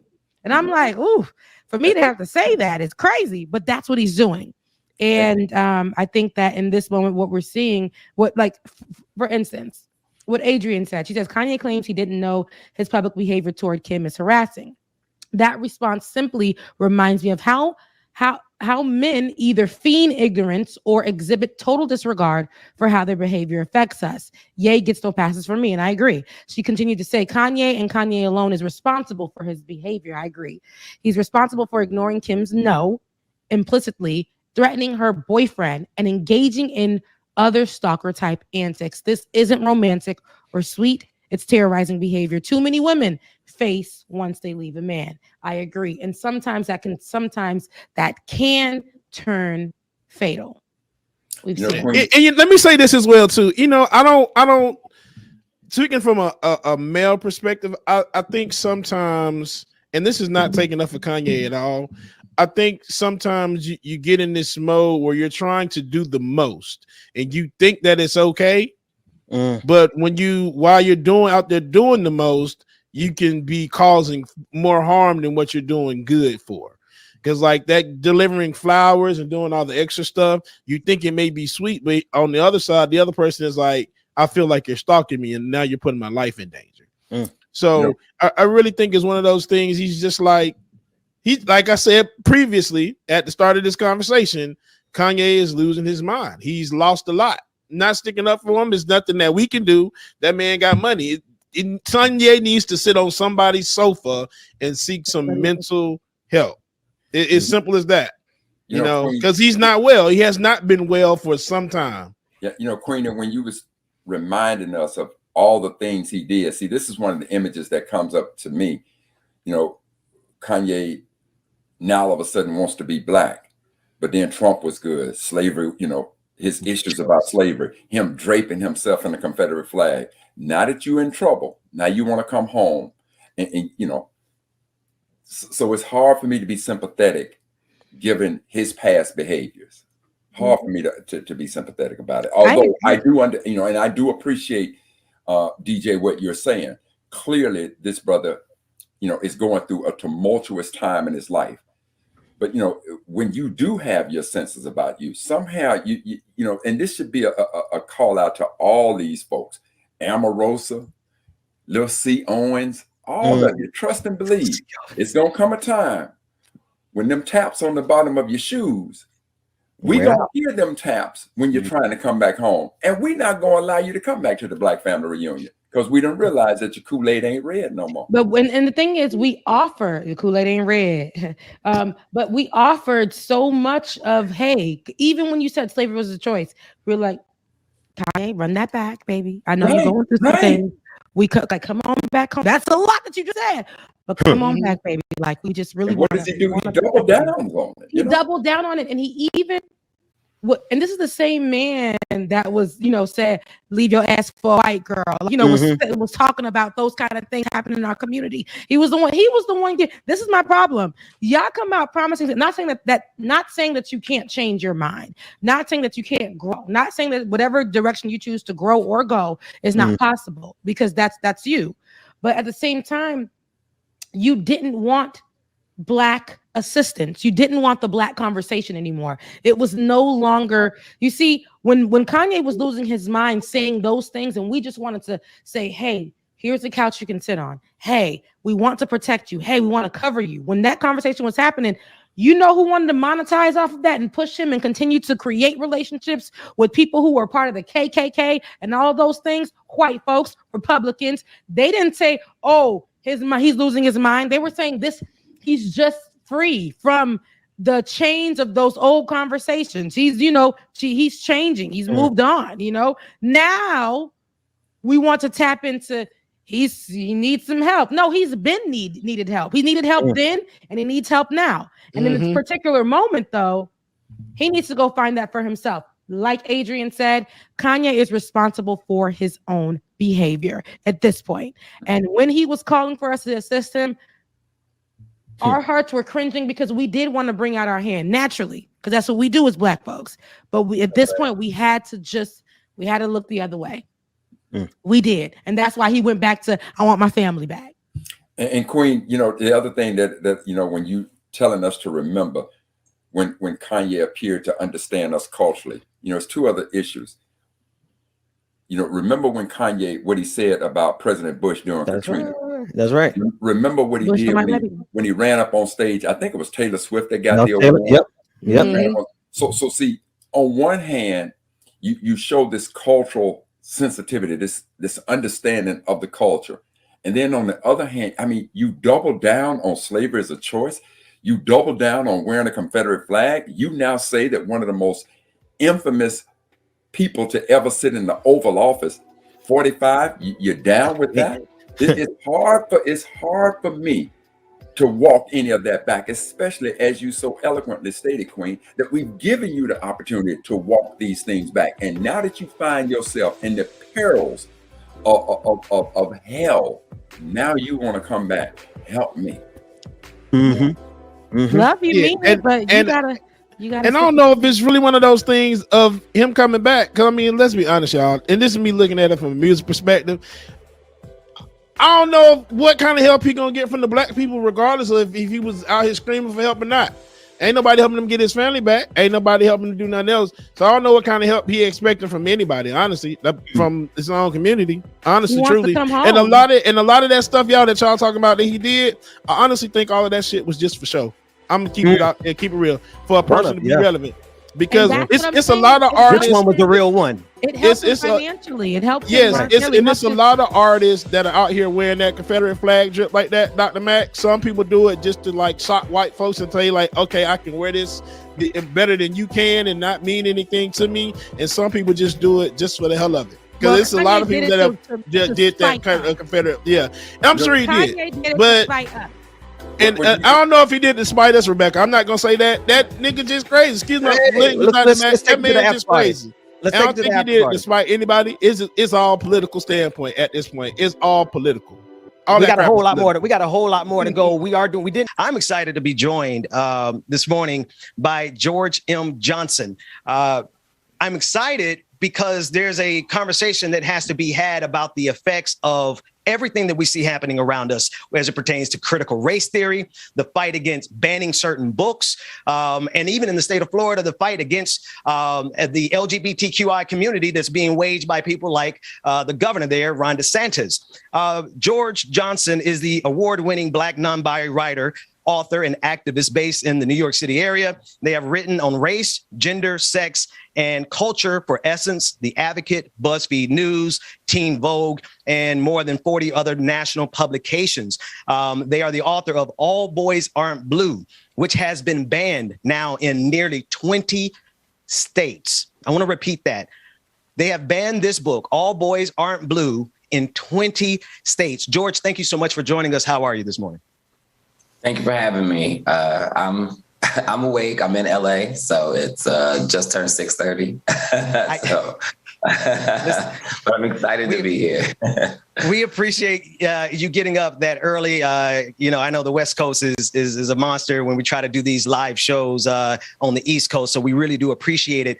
Tell us, if you don't mind, about the book, All Boys Aren't Blue, and what you're fighting against now, which is a full-on court press to ban your book everywhere. Yeah, my book, All Boys Aren't Blue, is pretty simple. It's just my life story from birth until the age of 21, growing up as a Black kid in a small city called Plainfield, New Jersey, who always knew that I was different, even if I didn't have the language to understand what different was. And so the book really just showcases my journey through childhood, through being a young adult and going to college. But it tells the true story of what that existence is like at the intersection of Blackness and queerness. And my story also intersects and weaves in a lot of moments from my family, because my family was very queer affirming, which is something that we don't often hear about or talk about within the Black family dynamic. And so it's really a love letter to my grandmother in many ways, but it's a story about family and just one person's journey, myself, on, through the age of discovery. What about almost 20 states? That is a huge statement to the threat that those people, that group, that cabal see your work. I want to take this in two steps. What about your work makes them so afraid? And then two, how could we best describe that group that is now almost at 20 states banning your book?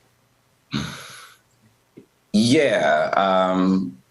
My book, at the root of my book, it tells the truth. My book simply tells the truth. The sections that they are pinpointing are two in particular. One where I discuss a sexual abuse that I experienced when I was around the age of 12. And a second section where I talk about losing my virginity, and I was a little bit older. I was around the age of 21. And so in both of those sections, though, I do depict what is going on. I talk about what the experience was like. I talk about it, very boldly and vividly what actually happened in those two instances. But they're trying to say that what I'm selling is pornography, when realistically, what I'm selling in the one chapter is teaching youth about consent. It's teaching the youth about grooming. It's teaching the youth about how to recognize sexual trauma and repressed trauma. And in the other section, it's literally a critique on how poor our sex education system is in the United States, so much so that people who are queer don't even know that they're at risk, at much higher risk for HIV, and how we have to really update the sexual education systems in this country because our kids really don't know about consent. And the only places that we can learn about sex from oftentimes becomes pornography, which is why so many have a warped view of what sex actually is versus the main depiction of what most of us can see. There's a lot there. And I can say there's a lot there because anyone who has dealt with trauma, either personally or cared for someone who's dealt with trauma, understands that you don't heal until you address it. You can't move past trauma until you actually can verbalize it and discuss it. And so it's almost as if their argument makes no sense if they're saying you discussing trauma is going to cause trauma. It doesn't make sense. I can see it from a homophobic kind of generalized fear of bigoted fear that they're so used to in this country. I don't get the logical argument from their perspective, which leads me to the second question. Who are these people specifically? Because I sometimes generalize and say like white supremacists or conservatives, but that group might be a lot bigger than that. Yeah, and it's interesting. It's not a large group. It's mainly a group called the Moms for Liberty and like No Left Turn in Education, I believe, is the second group. Not huge groups. It's not 1 million people after us. Even when you look at the numbers, it's always like 2 parents complained about this book to get it pulled. 3 parents complained about this book to get it pulled. 1 parent complained about this book to get it pulled. Like, so it's not like a huge group. They're just a group that is very well mobilized. And so they're in all 50 states. They have about 135 chapters in terms of the Moms for Liberty. And so they just have basically made a coordinated attack against a list. They just have a list of books, and they all just go to their school boards and complain about the list. None of them have read the book. And realistically, they are living under a conservative ideology that is built in like purity of like white children and innocence of white children. And because of that, they're rooted in that ideology. They feel that anything that either downplays the history of this country, talks about how the forefathers were slave owners and rapists, because my book does that too, or talks about experiences that aren't of their pure children who are going to be jaded by my Black queer experience, then those books need to be pulled. So a small, concentrated group that has a list. And you know, I mean, I've been following this story for a minute. You can't help but follow how many people are being attacked in this space. But it's not happenstance that other books on that list directly address what you already listed: white supremacy, systemic racism, critical race theory in the generalized sense, not in the theoretical sense per se. But tell me, why is it so easy to go just from one ism to the next? All of the phobias from one to the next. It's like there's a very small step to go from being a racist bigoted to being a misogynist bigoted or a homophobic bigot. Tell us, if we don't catch it on one, how is it so easy to miss it on all the others? Yeah, I think people don't realize how systems of oppression are all interconnected. And so oftentimes when you hear people talk about a system of oppression, they talk about it from a very siloed standpoint.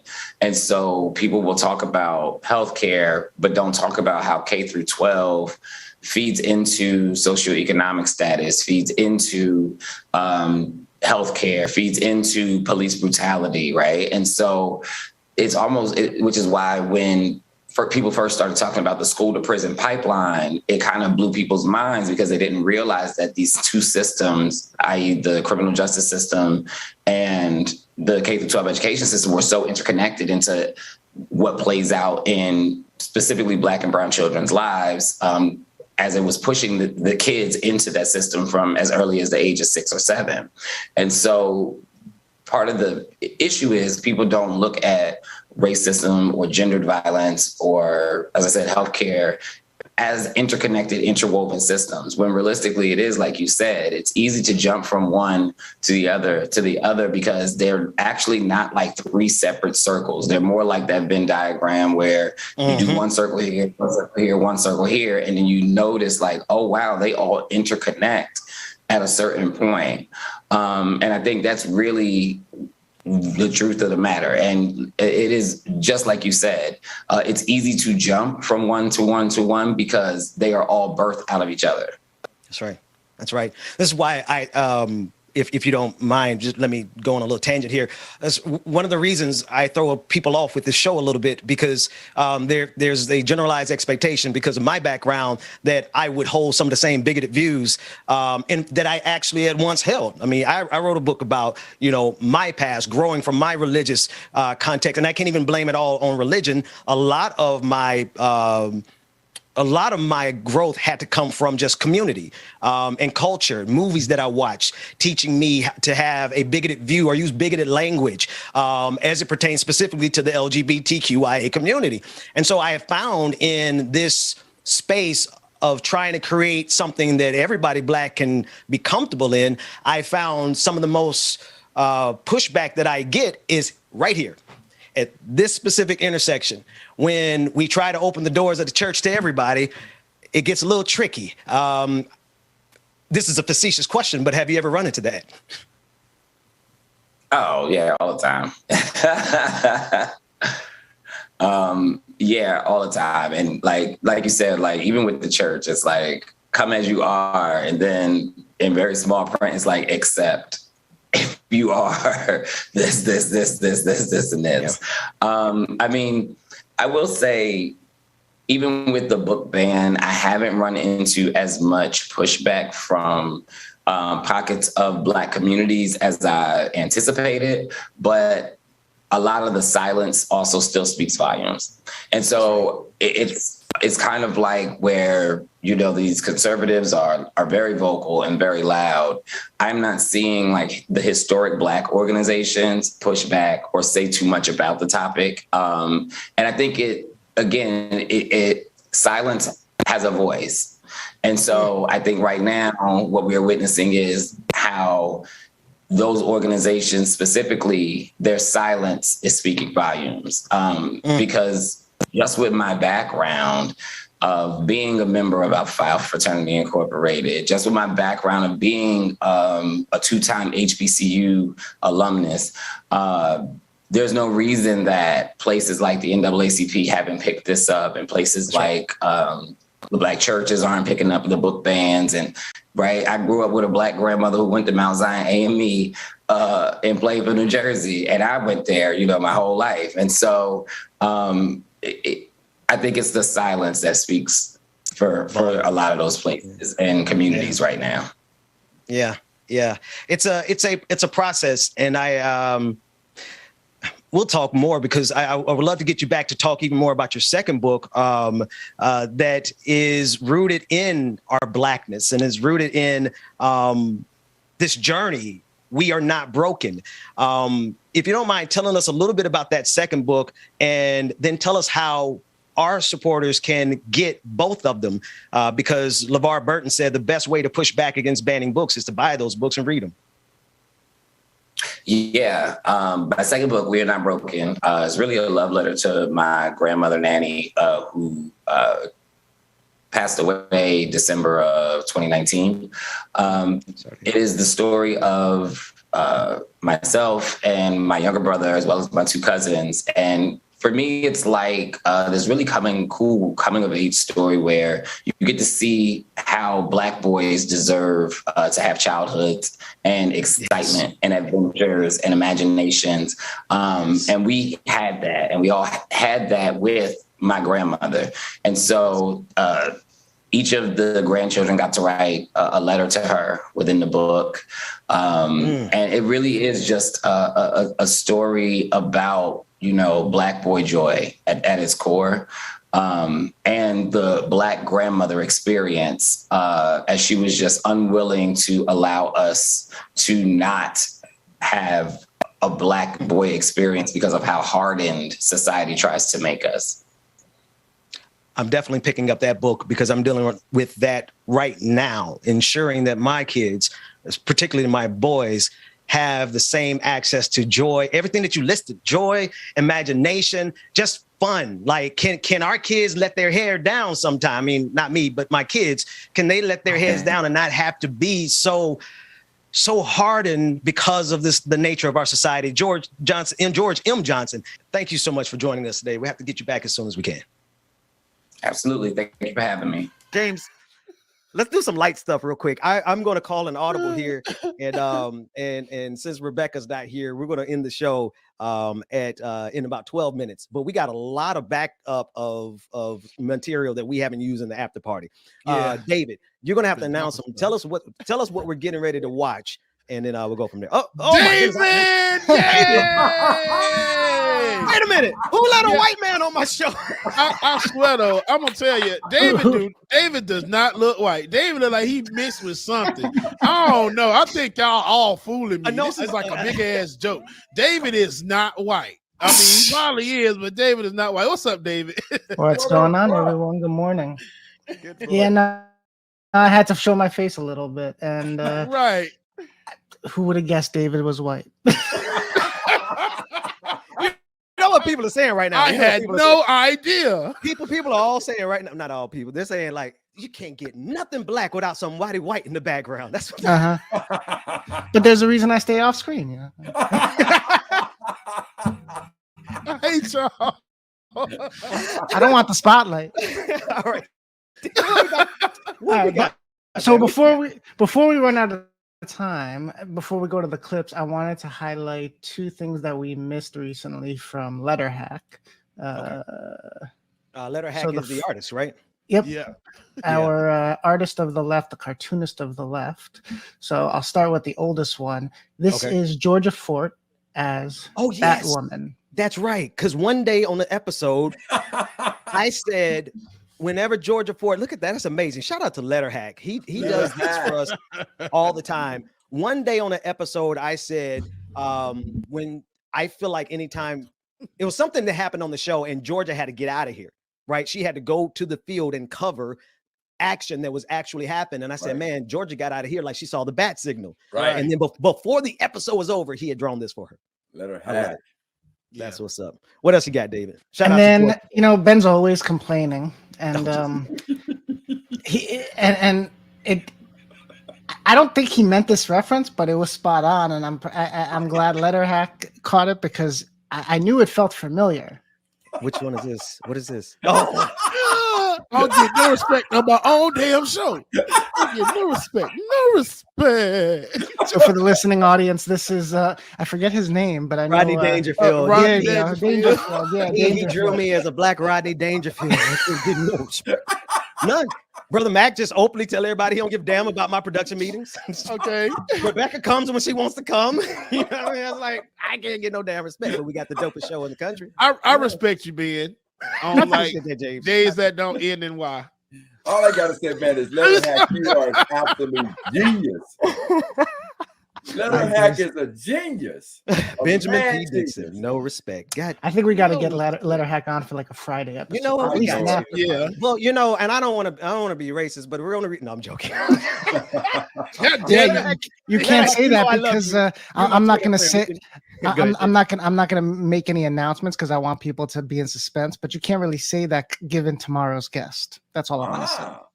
Oh, I absolutely cannot say that because I am about to geek. I'm about to geek the hell out. Y'all gonna see. And no, don't spill it though. Don't spill it. Yeah. Okay, we won't spill it. We'll make sure we just know that we have a really dope white guest coming tomorrow. Y'all make sure y'all have to make sure y'all here tomorrow too. Oh my God! Please be here. We don't want to tease it too much. If they have to cancel, then I'm gonna feel so bad. That would be right. Thank you for catching me, David, because that's absolutely not true. I got all kind of white friends. All right, so Ben probably got the most white friends out of all of us on here. Probably. That's a responsibility. I grew up in Mississippi. What else I'm supposed to do? Well, on that note, Ben, you posted a video. I think this was yours, and then the rest are James, I believe. My Funny Valentine featuring Ben Patterson. Oh my goodness! Please pause and take us off the screen for this because this sister is phenomenal. All right, here we go.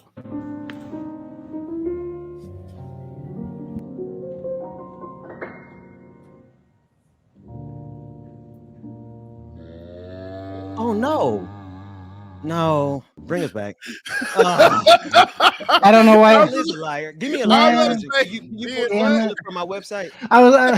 Can you pull it live in real time? Because that was. I can try. Hold on 1 second. Yeah, I gave it a beautiful setup. DJ, when I heard that growl, I was like, I'm like, man, what the hell? I started questioning my musicality. Anybody who's already heard this sister already knows what's coming, but all you heard was the devil right there. That wasn't the devil. That was the chop and screw version. Somebody said it was chop and screw. It's not Rebecca Azora in the chat room. Hey, Rebecca, you can pop your ass on screen if you want to. Come on, Queen. Ben, I'm just thinking that David and DJ, I'm just thinking Ben didn't cover this in the production meeting. Clearly, he did not the match. No, he didn't cover this. He just told me to grab some light clips, and when I downloaded it, we didn't cover it in the production meeting. But there we go. Let's run it, David. Here we go.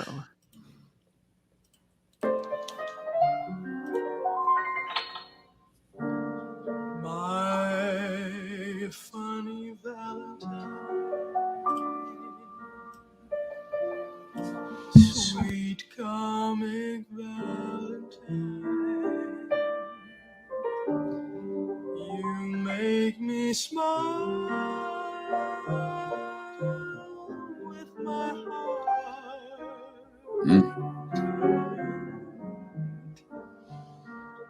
Your looks are laughable,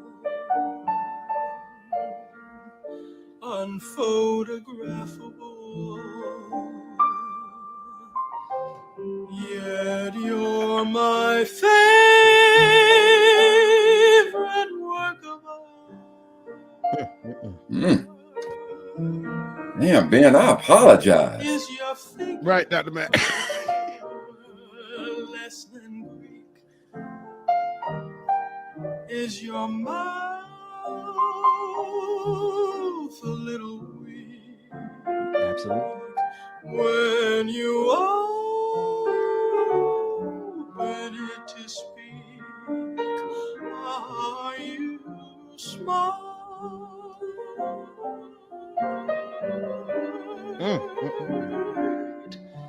Don't change a hair for me. Not Was it? if you care for me. Stay, little Valentine. Stay.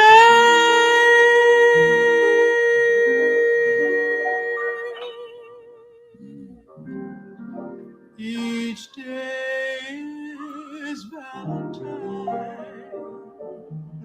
Stay, little Valentine. Yeah, she did one more turn. Each day is Valentine's Day.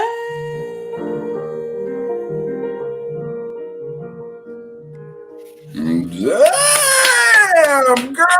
She was good. She was good. Man, Samara, her name is Samara Joy, and I follow her on Facebook. And she, if you want to see more of her, she was just on the Today Show today. She might actually be there at the 10 o'clock hour, if I'm not mistaken. Whatever that late party is that they do. Yeah, Samara Joy. I don't know, My DJ. funny I'm not gonna say she was good. That sister was touching my soul. Right. She took me back to Sarah Vaughan, man. Sarah Vaughan, Ella Fitzgerald. Like it's just a passion in the voice, of that style of music. That it does. It's that's it for me, man. I love that. I love that. What else you got, David? So when you don't want to argue in front of the kids. Thank you, I Mommy. haven't seen this one.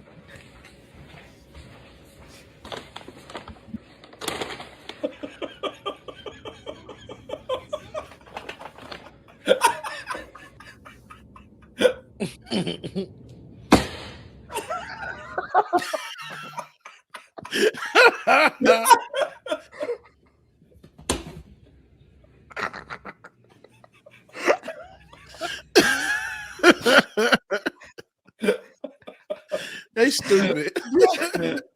I'm sorry to the listening audience. This is, you literally have to see this. This is all deadpan comedy.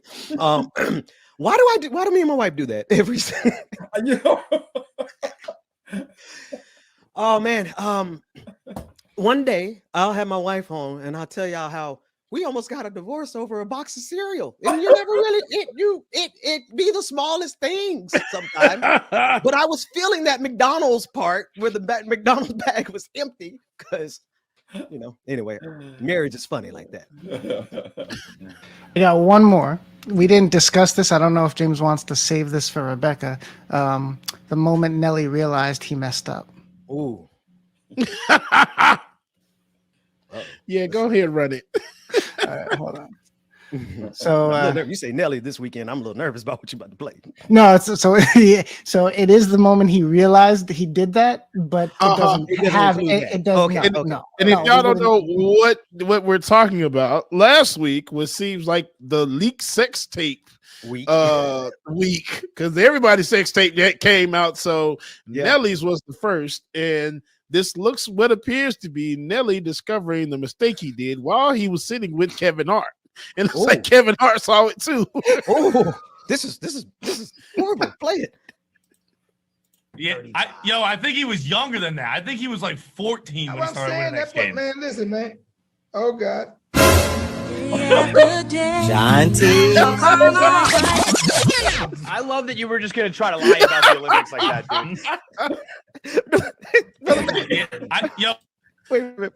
Mac, are you up on this story yet, Brother Mac? No, I have no idea what we're talking about. Okay, so Nelly had a sex tape accidentally leak. What platform did it leak on? Instagram, was it? Instagram on his Instagram. he posted it to Instagram by mistake. And some of the things in the video came up a little short. I don't that is no, I ain't gonna say none of that because these people out here thinking that Nelly out here small. I'm like, that's why I ain't got no walls now. Y'all thinking people small. This man wait, say the well, at least I know on Twitter because I didn't watch it. I didn't watch it to get evidence of it. I watched it, goddamn it. He all right. He good. He passed the test. So who was out here saying he wasn't? All these people that think that they like 12 inches and can't take. And with that, ladies and gentlemen, non-gender conforming individual, that's going to wrap up the Benjamin Dixon Morning Show for today. No after party, because if we go any further than this, it's only going to get worse. Dr. Absolutely. I absolutely love you, man. Brother DJ Exclusive, love you, man. David, you might be the only white man I love like that. No, I'm joking. We'll see everybody tomorrow, man. Y'all out of y'all minds. See y'all tomorrow, everybody. No after party. All right, y'all. No after party today, man. We will see y'all in the morning. But no, for real, y'all out here tripping, talking about Nelly thing small, man. Y'all tripping. Y'all goddamn stupid.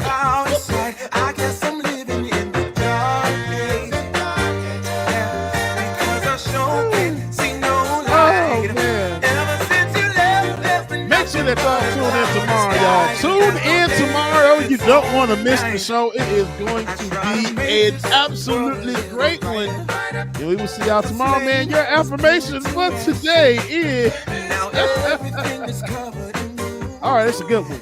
It's okay to not be okay. It's okay to not be okay. I allow myself to feel whatever I need to. I allow myself to feel whatever I need to.